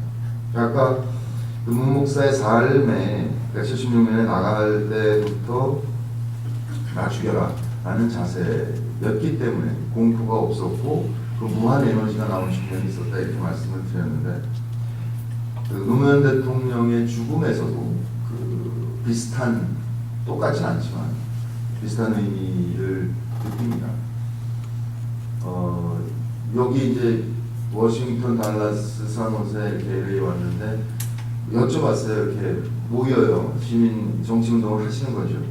언제부터 하셨습니까? 그랬을 때 로 대통령 서거가 가장 크더라고요. 실제로 역사에 집권자 했던 사람이 그렇게 스스로 목숨을 끊은 경우는 없습니다. 프랑스에 이거 성격이 달라요. 그게 이제 우리 역사를, 우리 정치를 다시 한번 생각해 보게 된 계기가 되지 않았을까 그런 생각이 드는데 저도 그렇습니다. 그분이 세상을 떠나지 않았으면 그냥 계속 배우 생활하면서 잘 살았을 것 같아요. 우습게도 제가 지금 60이나 돼버렸는데요. 20대는요 배우 하겠다고 한 10,000명이 달려들어요. 그래서 30대 되면 그래서 통과되는 애들이 한 200명이라면 배우가 되는 애들이 30대 때 한 100명 남고요. 40대 때 한 20명 남고 50대 되면 한 5명 남고 60 넘어가면 한 2-3명 남습니다. 그래서 저는 건강하게 살아만 있으면 돈을 갖다 퍼줘요. 방송국이나 영화사에서. 그런데 이런 역사 속에서 과연 너무 죄송한 거죠. 근데 그 처음에 유서를 보면서 그 집 가까운데 작은 비석 하나 세우라는 금방 이해했습니다. 저는 2008년 가을에 제가 마지막으로 뵀는데 그때 제가 뵀을 때 그런 얘기를 했거든요. 부산시장 출마하시라고 다시. 근데 이러고 보시다가 얘기하신 게 뭐였냐면 내가 왜 봉화에 내려와서 살 생각을 했겠습니까? 내가 여기 내려와 살면 열린우리당이 전국 정당화하는데 조금이라도 도움될까 싶어서 내려왔다. 이렇게 얘기를 하셨거든요. 그러니까 그 뜻이었던 거죠. 나 여기 묻혀서 죽어서도 지역구도 극복에 기여하겠다라는 뜻이었고 그것이 실제로 그런 기능이 있습니다. 이제 5월은 5.18 광주 갔다가 광주에서 봉화까지 딱 걸어오면 23일에 도착해요. 그러니까 그 순례 코스가 된 거죠. 그가 국립묘지에 묻혀 있더라면 그랬을까? 아니거든요. 그러니까 정말 역사를 보는 통찰을 갖고 있었던 사람이구나. 그런 데서부터도 느껴요. 근데 정말 이해가 되지 않았던 것은 그날 5월 23일 날 집에서 나가실 때 CCTV에 찍힌 마지막 모습입니다. 조금 전에 14줄 유서를 딱 써놨죠. 죽는다고. 그럼 이제 집에서 나가시면 15분이면 부엌이 빨리 올라갑니다. 근데 15분 후면은 목숨을 끊을 뿐이 어떻게 잡초를 뽑냐는 가다가 쪼그리고 앉아요. 도무지 이해를 못하겠어요. 인간은 모든 행동에 동기가 있습니다. 그 동기를 모르겠는 거예요. 그런데 1년 돌아가시고 2년 반 만에 깨달았어요. 어디 가서 제가 문익환 목사에 대한 얘기를 했거든요. 삶에 대해서 쭉 얘기를 하는데 그게 섬광같이 지나가더라고요. 이게 뭐냐면 76년에 처음 감방에 가셔가지고 이제 대법 확정 판결난 다음에 전주교도소에 수감이 됐는데 그때는 월 1회밖에 면회를 안 시켜주거든요. 월초 했어요. 그런데 또 하라고 온 거예요. 법무부에서. 왜 그러냐? 그랬더니 단식하고 있다. 그래서 내려갔더니 20일이 넘었어요. 단식한 지가. 완전히 뼈가 껴서 소금하고 물로만 하시니까. 정말 쌍욕이 나온다. 개새끼들 말이야. 사람이 20일 이상 그때서야 알려준 게 어디냐. 그런데 너무너무 화가 나서 면회실에 들어갔는데 이 양반이 문을 탁 열고 들어오고 너무 밝게 웃으면서 신나게 걱정하지 마 걱정하지만 너무 행복해 난 죽을 자리를 찾았어 그러면서 마지막 시라는 것을 읊어주신 거예요. 나는 죽는다. 나의 스승은 죽어서 산다고 하셨지. 그 말만 믿자. 그 말만 생각하자. 그리고 동주처럼 별을 노래하면서 오늘 밤에도 죽음을 살자. 이거예요. 문장에 두 줄 뺐습니다. 그 스승이 김재준 목사. 김재준 목사가 예수의 죽음을 죽어서 산다라고 해석을 한 거예요. 그러니까 이제 죽을 죽을 자리를 찾았다라고 막을 방법이 없어요. 우리. 그 계속 웃으면 괜찮다니까 걱정하지 마. 너무 행복해. 근데 우리 못 말리는데 거기 윤보선 전 대통령까지 전주교도소 와가지고 바깥에 앉아 계셨어요. 어떻게 해요? 카나다에 살고 계신 문재린 김신무 아버지 어머니가 이제 연락을 드린 거죠. 그럼 이제 돌아가신다는데 막을 방법이 없습니다. 그래서 김신무 과도가 오시면서 남편한테 저 가거든 이관한테 뭐라고 얘기할까요? 그랬더니 얘기해 주신 내용이 뭐냐면 76년에 워싱턴에서 한인들이 시위를 했습니다. 민주국선언 사건에 대해서. 김재준, 이상철 목사, 문재린 목사 등등 해가지고 당시 미주에 있는 모든 분들이 하얀 그 죄수복 입고 명찰을 단 거죠. 김대중, 이우정 이렇게 다 달고 시위를 하는데 사진을 보면 문재린 목사가 모니카를 달았는데 표정이 그렇게 어두워요. 근데 그때 칼을 품고 갔다는 겁니다. 문재인 목사. 그래서 시위의 절정에 백악관 앞에서 내가 할복을 한다라고 했으니까 이제 그 행진 기간 내내 그렇게 무거워요. 사진이. 근데 마지막에 이게 내가 영광을 낚아채려고 한 거구나. 하느님의 영광을 내가 찰라고 부르는 거구나. 그 하느님의 역사하심이라는 거예요. 그래서 안 했노라고. 그 얘기를 하라고 얘기를.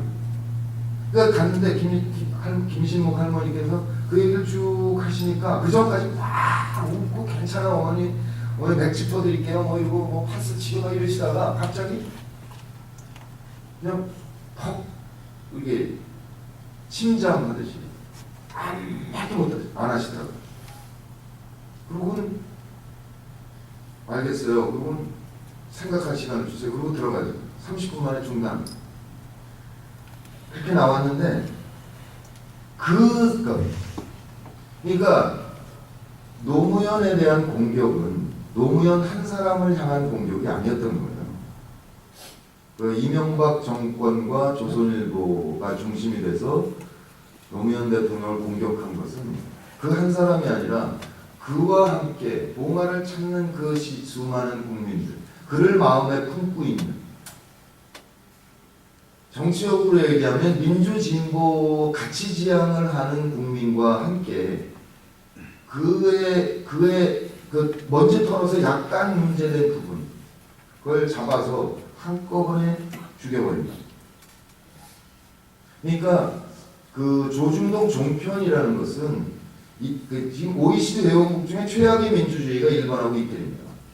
일본은 경단련과 자민당과 관료의 철회삼각 동맹이고요. 이태리는 베를루스코니가 70% 언론을 장악해서 끝없이 세뇌를 한 거예요.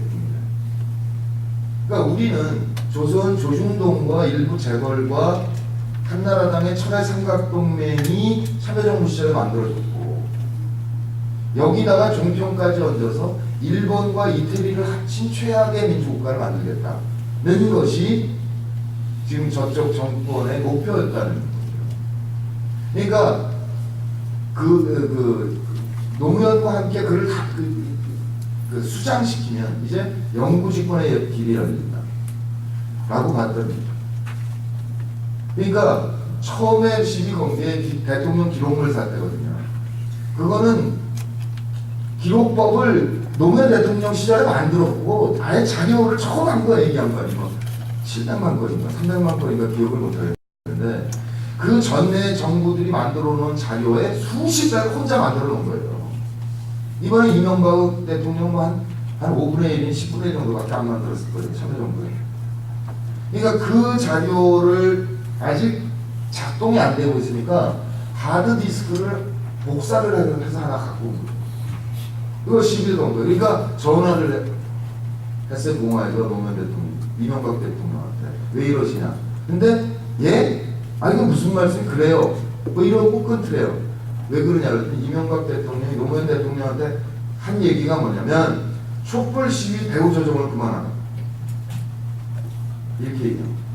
그러니까 그 기록물 사태 때 노무현 대통령이 국민께 쓴 편지가 있습니다. 마지막 문장이 뭐냐면 다 그래 다 반납하게 그래 놓고 맨 마지막에 저는 두려운 마음을 가지고 이 전선에서 물러섭니다 라고 쓰셨어요.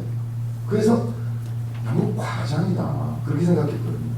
직감하고 있었어요. 이 공격의 성격을. 그리고 이제 박연차 씨도 가면서 가족이 돈을 100만 불을 빌린 것, 차용증을 안 쓴 것, 거기다가 총무비서관 하던 정상문이가 청와대 업무 추진비 중에서 5년 동안 알뜰살뜰 모은 10억. 이 존재 자체를 모르고 있었는데 이 양반은. 근데 어찌됐든 드러났으니 이제 국민께 다시 얘기를 합니다. 저를 버려주십시오. 저는 더 이상 진보의 상징이 될 수 없습니다. 이렇게 얘기해요. 안 되죠. 공격이 그치지 않아요. 그러니까 지난 3기 때 노무현재단에서 노무현 대통령의 마지막 육성이라는 것을 발표했습니다. 이게 뭐냐면 진보의 미래 뭐 이런 보좌관들하고 한참 얘기를 해요. 그러다 마지막에 뭐라고 얘기를 하시냐면 우리는 계곡의 성체에 포위되어 있다. 옥새밖에 방법이 없는데 전세가 너무 기울었다. 그러니 여기 있는 분들은 성체를 옮겨가야 한다 라는 얘기를 하세요. 그리고 자 이제 슬슬 정리합시다. 그리고 끝나요. 녹음입니다. 이 얘기인 즉슨 뭐냐. 자 전세가 기울어서 옥세밖에 방법이 없다. 그러니 옮겨가라고 직전에 생략된 말. 내가 다 쌓아안고 죽을게. 이 얘기거든. 그러니까 역사 속에 그야말로 이 근현대사 100년의 모순 구조 속에서 최대한 노력을 다 해봤다 나도. 정말 형편없는 언론 지형의 기득권 세력이 막강한 이 구조, 그들이 끝없이 국민을 세뇌해서 국민들은 그저 세금만 좀 얘기하려고 그러면 세금 폭탄이라고 그러고 아무것도 못하게 발목 잡는 이 환경 속에서 노력할 만큼 했는데 지나고 보니 나에게 이런 흠이 생겼다. 이 흠 때문에 내가 민주진보진영의 발목을 잡을 수 없다. 내가 떠나겠다. 그러니까 그는 그 유서에는 구체적으로 당부의 말을 안 했습니다. 그냥 운명이다, 내가 간다, 여기다 묻어라 이렇게만 돼 있는데 실제로는 그런 맥락의 얘기를 한 달 전부터 조금씩 보좌진들한테 얘기하고 있었고, 그러니까 저는 그가 얘기하는 깨어있는 시민의 중식된 힘이라는 것, 그것이 유일한 해법이라는 데 전적으로 동의하고, 그가 그런 운명 속에 세상을 떠나면서 죽음으로써 민주진보 진영의 활로를 열어줬다는 것은 명백한 객관적인 사실이고 역사적인 사실. 그러니까 여기 교인분들께서는 자살은 용서할 수 없는 것이라고 생각하시는 분들이 많이 계실 텐데, 그의 죽음은 자살이 아니고 자결이다. 이준 열사가 자결하시든 전태일 열사가 분신을 하셨든 역사적인 맥락은 자결이다라는 점을 우리 교인분들께서 주변에서 얘기하시다 보면 많이 공격을 당하실 거라고 생각합니다. 그래서 우리가 얼마만큼 빠르게 조직화를 하느냐에 따라서 그 민주진영의 정당재편도 이루어질 것이고, 그래서 저는 또 국내에서 그렇게 열심히 노력하도록 하겠습니다.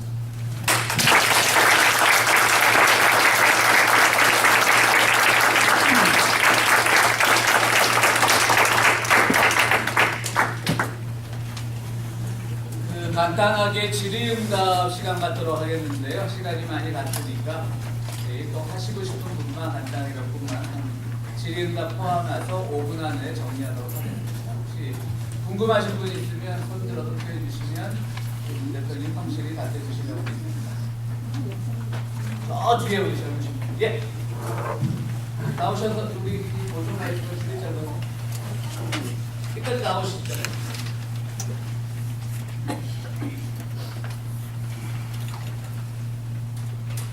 여기까지만 나오시면 돼요.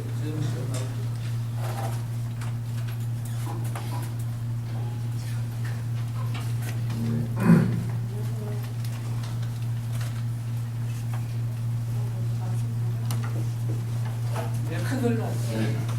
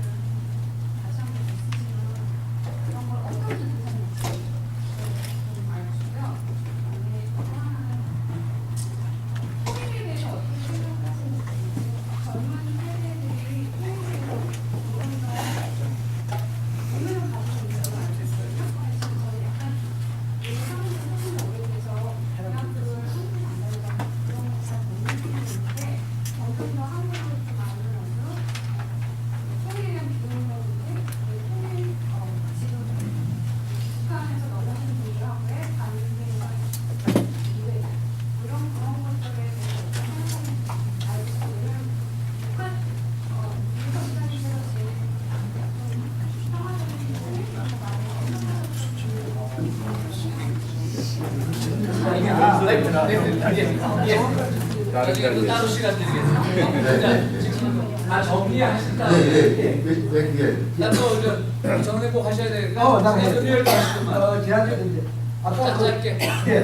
분양소에서 제일 먼저 제가 분양한 사람이 팔가에서 전기습입니다. 근데 사실 문생님의 가족의 이 살아온 역사는 개인 가정사가 아니에요. 지금 이 3대가 문재인 목사님, 김 여사님, 또 너공무리 선생님, 또 와이프 되신 어머니 되시는 봉길, 박영길 장로님, 이 3대가 우리나라 민족사의 근대사에 있어서 진짜로 민족역사의 어떤 삶의 어떤 대사실을 쓰는 거거든요. 근데 오늘 보면 어머니 말씀은 잘 안 하시더라고요. 어머니는 진짜로 우리 저기 예고도 오고 효과가 나오고 남편을 만나고 평생을 진짜 문희감 부사님이 있도록 해준 분이 어머니예요. 그 어머니 이야기 조금 듣고 싶은데 오히려 할머니 이야기가 하시더라고요. 알겠습니다. 조금 해주시면 감사하겠습니다. 오늘 학생들이 만나는 저는 1995년도에 문익한 목사님이 나왔던 교회에서 있었습니다. 저도 문익한 목사하고 땅을 민들이라고 하고 이해되기 시작하고 이렇게 하고 있는데 저도 잘못 가지고 재정사까지 맡고 있어요. 그런데 저는 우리 한 목사님이 교회 생활을 하면서 우리 한 목사님이 되게 여러분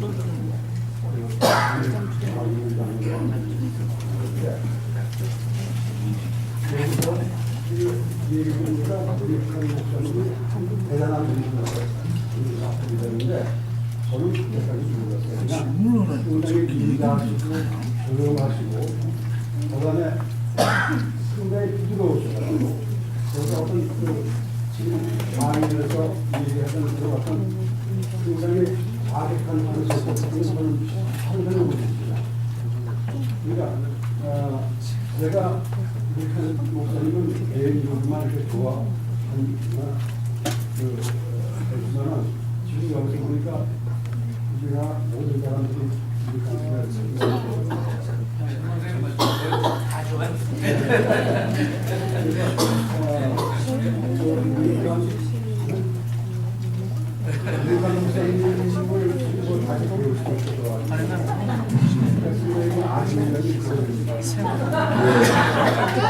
충성령님 우리 최 선생님은 쉽게 말씀드려서 문익환 목사님과 같은 교회 활동하시다가 이제 그 많은 고초도 겪으셨고 지금 이제 우리 교회 나오시고 계신데 감회가 새로우셔서 말씀드립니다. 한 번만 더 질문 받고 종합적으로 답 듣고 모임 끝내도록 하겠습니다. 문장님 예. 황 목사님 죄송합니다. 지금 김정은 씨가 핵을 가지고 큰 소리를 치면은 비교나 쌀이나 이런 걸 좀 탈출할 뻔했는데 카드를 전부 써버리는데 한 분도 못 받으셨어. 그래서 걱정이 많아요. 근데 다행히 중국에서 20만 톤 유료가 들어갔대요. 그래서 15일까지 안 들어가면 농사를 망치는데 그 다행히 들어가서 이제 살 길은 생겼는데 앞으로 김정은의 카드가 어떻게 되며 통일이 어떻게 연결될지 좀 설명해.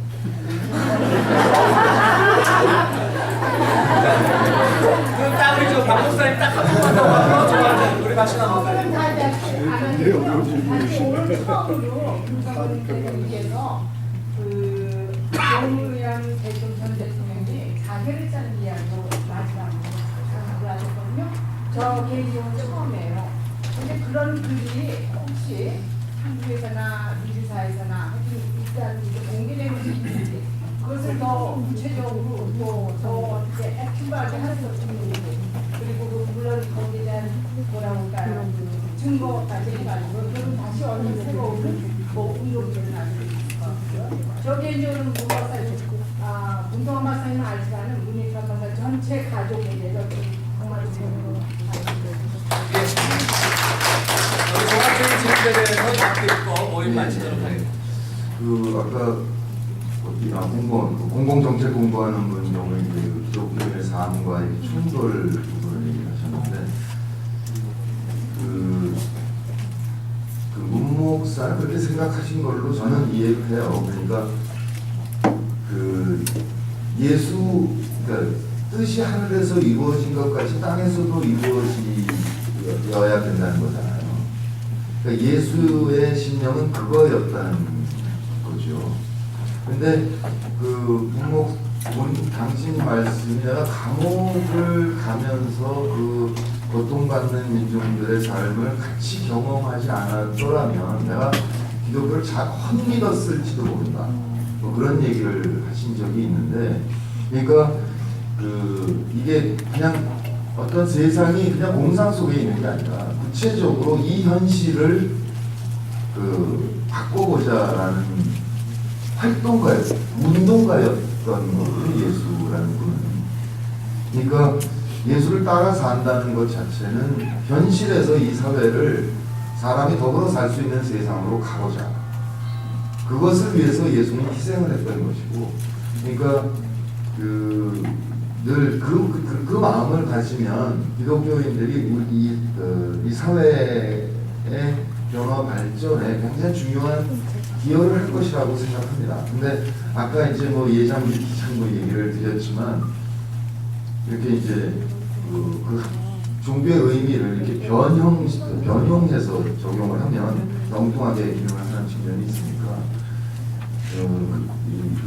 뭐랄까요? 본질을 제대로 이해한다면 사회활동과 기독교 활동은 정확하게 일치하는 것이다. 목사님들이 사회활동을 하시는 것은 그야말로 충실한 것이다. 충실한 기독교인에서 하시는 것이다. 그래서 많이 응원들을 해주시면 좋지 않을까 싶고요. 통일에 대한 얘기는 젊은이들이 거부감 갖고 있습니다. 이게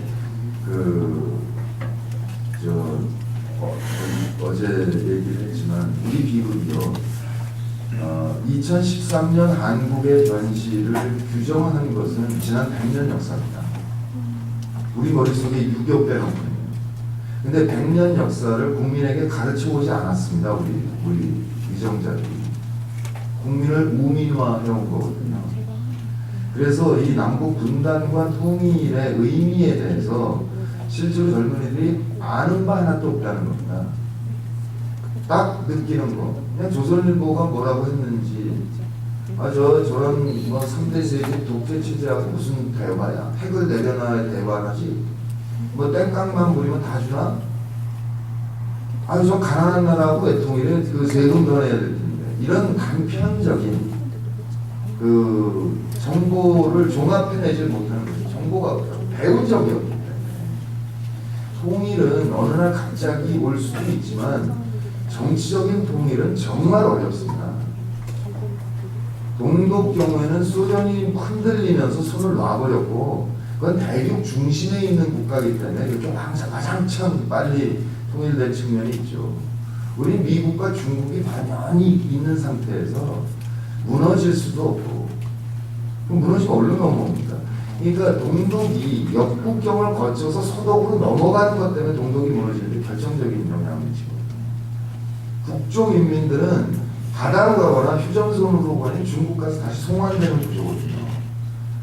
그러니까 통일이란 이 유럽이 지금 맨 처음에 공동시장을 만들고 40년 걸려서 저만큼 갔지 않습니까? 우리는 거보다 더 오래 걸려도 상관없다는 거예요. 빠르면 빠를수록 좋겠으나 그거는 먼 미래를 두고 일단 소모전은 줄여가자. 소모전은 응비경쟁부터 시작해 소모전을 줄이고 또 한 가지는 동시에 우리가 대립국가가 됨으로 해서 우리 민족의 경제력을 키워가자. 지금 이 세상에 3만 불 소득의 8천만 이상 국가는 딱 3개입니다. 미국, 일본, 독일. 우리가 4번째 나라가 될 수 있는 모든 조건을 다 갖고 있는 거예요. 그런데 이 분단 때문에 거길 못 가고 있는 거죠. 우리 남북한 합치면 8천만에다가 만주에 조선족까지 하고 그래서 그야말로 남북 FTA를 하고 한중 FTA 경우는 뭐 시간 걸리겠지만, 그래서 만주까지 이 공동경제권으로 갔을 때 정말 이 중국의 짓밟혀 일본의 능욕다운 이 역사가 창피해서라도 우리가 주도적으로 할 수 있는 이 기회를 이렇게 후성대로라고 있는 게 정말 참담한 거죠. 그러니까 젊은이들 경우에 걱정하지 마시라. 당신들 일자리 때문에 이 일을 하고 있는 거라고. 직접적인 경제적인 이득이 당신한테 올 것이다. 그렇게 얘기를 해주는 게 가장 빠르지 않을까 이런 생각이 듭니다. 그다음에 이제 그 문목사의 아까 이제 70, 80년대 이렇게 의미 부여를 안 하셨다. 이제 그게 다 역사가 그런 거겠죠. 그리고 그 즉시는 우리가 매일매일 수많은 결정을 하고 하루하루 숨쉬고 살고 있는데 이게 사실 역사인데 뒤에 가면. 근데 이제 그때 그래서 참 그 매 순간의 결정이 중요한 거겠죠. 그 아까 장준환 동준 보니까 20대 초반의 결정이 그들의 이후 삶을 결정해 버렸으니까 그만큼 우리는 이제 매 순간이 중요한 거겠죠. 저도 사실 매우 안타까운 게 문목사 자료를 정말 그 찾기가 어렵습니다. 당시에는 그거 녹음을 하면 그게 기소 자료가 되는 거잖아요. 그러니까 청년 시절부터 일기를 안 쓴 겁니다. 이 문익환 운동화는. 그거 다 그냥 일지한테 잡혀 유신에 잡혀 그러니까 못 써왔고 그러니까 기록을 못 하셨는데 이게 정말 안타까워요. 그러니까 녹음이든 녹화든 하면 그게 다 찰짐이었기 때문에 당신 안 해요. 뭐여서 듣고 말았어요. 그래서 그 문목사 강연 풀 녹음이 요번에 처음 발견됐어요. 몇 달 전에. 그 영동 성당에서 뭐 신부님, 수녀들이 하는 단체에서 그 강연 녹음을 했는데 그동안 처박아 뒀던 거예요. 다락방에. 이사 가면서 버리려고 이렇게 하다가 이게 뭐요? 보니까 무슨 함세훈 문익환 강연 테이프예요. 그래서 그거를 지금 그 통일마지에 전체를 걸어놨습니다. 그 통일마지는 문.5한자 계약인데 거기에 이게 녹음이 올라와 있거든요. 그래서 동영상이든 이런 부분들 없어진 게 너무 아쉽고 지금도 찾아보려고 노력을 하는데 안 찾아진다. 그래서 지금 여기서 활동하시는 분들 경우도 우리의 이 활동이 결국은 그게 역사죠. 우리가 역사를 살고 있다. 그래서 그 디지털로 가급적 기록을 많이 남기시기를 바랍니다. 그다음에 그 자결에 대한 거는 이제 그렇게 해석하는 사람들이 풀 뽑는 그 행위 그거를 제가 말씀드린 식으로 해석해서 얘기한 사람은 별로 없어요. 제가 이제 처음 그런 얘기를 하기 시작을 한 것 같아요. 그런데 실제로 이제 그 인터넷이나 이런데 글에는 그런 해석은 그동안 이제 많이들 있어 왔습니다. 그래서 제가 그 양정철이라고 얼마 전에 여기 왔었습니다. 언론 비서관했던 친구인데 그 친구가 그 마지막 녹음에도 들어가 있거든요. 그러니까 퇴임 후에 봉화에서 계속 같이 모신 몇몇 비서 중에 하나예요. 그래서 그 친구 보고 당신이 유서 해설서를 좀 써라. 그렇게 얘기했어요. 그러니까 너무 많은 사람들에게 신세를 졌다. 그럼 뭐 엄청나게 많죠. 신세 진 사람이. 근데 강금원 회장 핵심 뇌종양 진단을 받았어요. 치료해야 돼. 그걸 깜빡이 집어넣은 거 아닙니까? 그러니까 막 그 절절하게 풀어달라고 얘기하거든요. 근데 강금원 씨 경우는 이래요. 사실은 그 후보 시절에 그 종로 출마할 때 이때 찾아와서 계속 후보자가 됐는데 참여정부 초창기에 구속이 됐단 말이에요. 검찰이 그야말로 일종의 해코지를 한 거예요. 참여정부를 구속해서 이제 몇 가지가 기소가 된 거니까 나와서 이 사람이 변호사, 뭐 세무사, 뭐 하여튼 몽땅 전문가들 싹 불러모았어요. 그래서 나 위법 안 한다. 이거 위법이라니 합법적인 방법을 찾아라. 그래서 그 다음부터는 철저하게 그 합법 퇴출을 했었어요. 다 자문가들. 그야말로 몇 천만 원을 지출하더라도 다 합법 퇴출을 했었어요. 근데 퇴임에 또 구속합니다. 그러니까 치료 시기를 놓칠까 두렵다라는 말도 하죠. 근데 그 끝내 결국 치료 시기를 놓쳤고 그래서 세상 떠났습니다. 최시중은 형 집행정지를 했죠. 그래서 풀어준 다음에 자기 퇴임 직전에 3년까지 해줬어요. 아프다고 걱정만 자꾸 우니까 진단도 안 받은 사람을.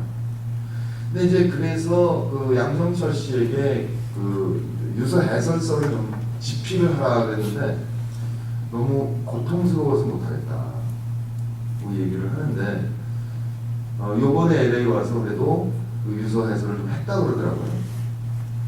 그러니까 그 사실은 유시민 씨 경우도 그렇습니다. 그 운명이라는 책을 쓴 것이 그분께 안 좋았구나.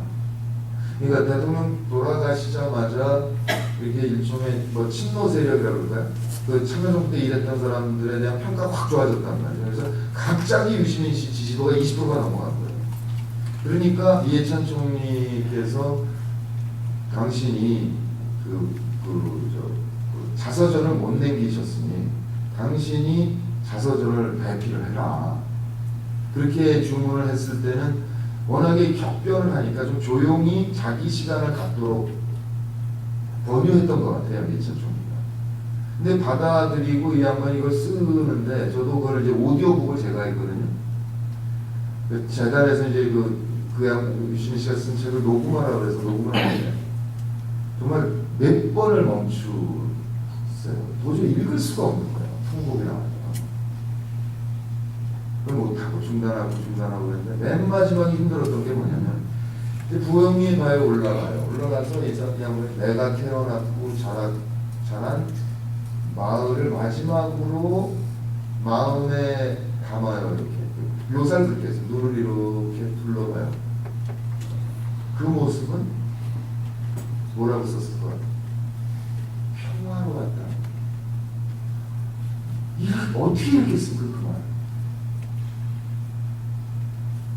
그래서 그건 중단하고 한 시간이었거든요. 다시 하고 그래가지고 겨우 녹음을 마쳤는데 그의 삶의 일종의 비무의를 한 거죠, 유시민 씨. 매 순간. 그래서 내가 이 모든 거를 쌓고 세상을 떠나겠다라는 결심하는 과정. 근데 그 올라가는 걸로 끝내야죠. 어느 정도 이 사람이 빙의가 됐다면 마지막으로 그렇게까지 썼을까. 그러니까 그거를 되새긴 것이 도리어 유연한 정치인의 활동을 하는 것에 방해가 됐을 것이다. 너무 기억을 선명하게 하는 것이 그런 생각이 듭니다. 그 다음에 지금 국회의 경우에는 핵심은 그거죠. 미국과의 정상적인 외교 관계를 만들고 싶다. 남북 분단, 동서 냉전이 무너지면서 한국은 중국하고 러시아하고 다 국교를 맺었는데 실제로 북한을 국제사회가 왕따시킨 측면도 있죠. 물론 김현희 사건 때문에 테러국으로 지정된 것이 분명합니다. 그 테러국 지정을 풀어내고 관계를 그러니까 북미 관계가 정상화돼야 정상국가가 될 거니까요. 근데 그 핵이라는 것, 그러니까 아무것도 가진 것이 없기 때문에 협상에 내릴 수 있는 유일한 게 그 핵이었던 것이고, 그러니까 지금까지 온 거죠. 물론 이제 우리 그 핵을 용인하면 안 되죠. 그러면 대한민국도 가져야 되고, 그럼 또 일본도 가져야 됩니다. 그러니까 이거는 동북아 안정을 위해 절대로 한반도 비핵화는 해야만 하는 것이고, 김일성, 김정일 두 선대에서는 분명히 비핵화를 약속을 했고요. 그러니까 김정은 씨가 지금 그 이후에 핵 보유 기정사실화를 물론 하고 싶어 할 가능성은 있습니다. 근데 그건 전체적으로 봐서는 그렇게 갈 수는 없는 거기 때문에 어떻게든 한반도 비핵화라는 것, 그 다음에 북미 관계 정상화라는 것, 그 다음에 이 정전 사태를 평화체제로 바꾸는 것, 그 다음에 북쪽에 핵을 대체하는 에너지 지원, 뭐 식량 지원, 이 경제 정상화, 이 모든 것이 결국은 말대말 행동 대 행동으로 원샷 해결을 해야 되는 게 마땅한 거고요. 그러니까 이미 2009년 9.19 선언으로 이 프로세스는 다 정해져 있었는데 그게 이행이 안 됐다는 거죠. 그러니까 요번에 켈리 국무장관이 서울에 오셔서 얘기했던 게 9.19 선언의 이행을 해야 된다는 거를 한미 외무부 장관 간에 얘기를 했고, 중국을 방문했을 때 한반도 비핵화가 되면 MD의 축소를 검토할 수 있다. 이것까지 얘기를 했으니까 이를테면 오바마 정부는 이기 들어와서 외교적 업적을 남길 필요가 있고, 그렇다면 한반도가 가장 바람직한 지역이지요. 그런데 이제 문제는 새누리당 정권의 성격인데, 이명박 후보도 2007년에 동교동을 찾아가서 자문을 구한 바 있거든요. 30분 정도 대화를 했는데 김대중 전 대통령이 남북관계 개선에 대해 쭉 설명을 하니까 각하 옳습니다. 그렇게 하겠습니다. 무려 4번을 얘기했다는 거예요. 그런데 결국 못하죠. 그거는 새누리당을 지지하는 세력의 상당수, 그게 얼마인지 모르겠습니다. 2분의 1, 3분의 1 정도는 극우 성향을 갖고 있기 때문에 그 지지자 기반을 무너뜨릴 수 없다라는 것, 이익이죠. 사실은 이명박 대통령이 조선일보에 굴복한 거죠. 그랬는데 박근혜 후보는 과연 어떻게 할 것인지, 그가 MB가 얘기하신 것보다는 조금 더 진전된 얘기를 하고 계시기 때문에 간절히 그가 성공하기를 바랍니다.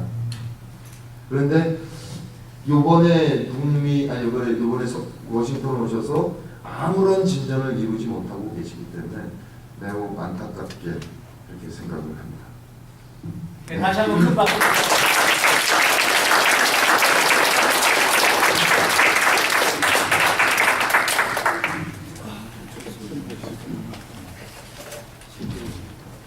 아까 처음 질문하신 분 개인의 신앙과 사회적 참여가 발전할 때 어떻게 하면 좋겠냐는 데서 잠깐 간단하게 추가 대답을 제가 드리면요. 다니시는 교회도 우리 교회 옮기시는 거예요. 질문하시면 어떻게 되냐. 다 계셨는데 질문 중간에 자르니까 저기 계시는구나. 이렇게 쉽게 해결됩니다.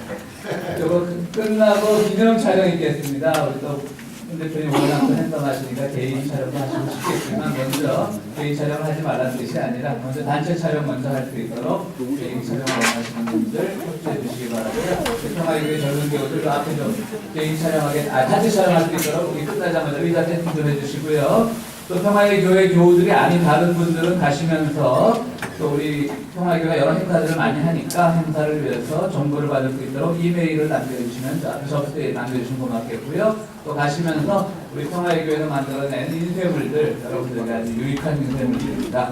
이거 받아가셔서 또 우리 교회를 또 좀 더 이해하는 데 도움이 되었으면 좋겠습니다.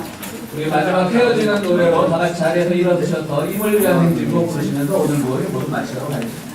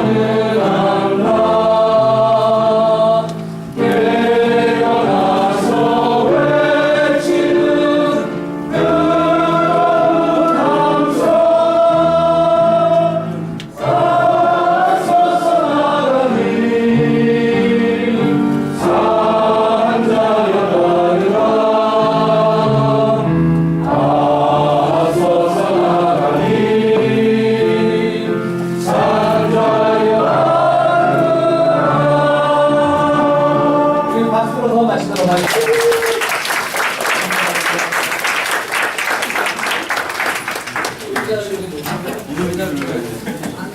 강경록 부탁드립니다. 강경록 부탁드립니다.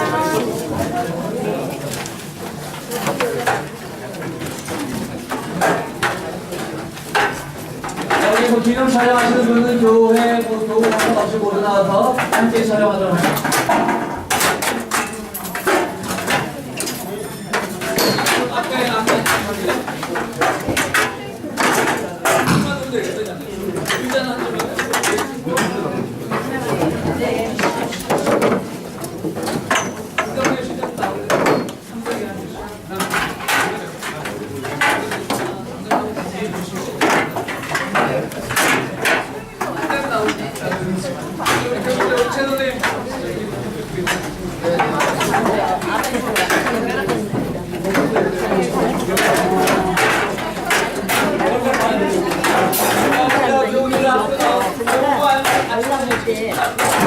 단체 사진 찍고 가세요. 단체 사진 찍고 가세요.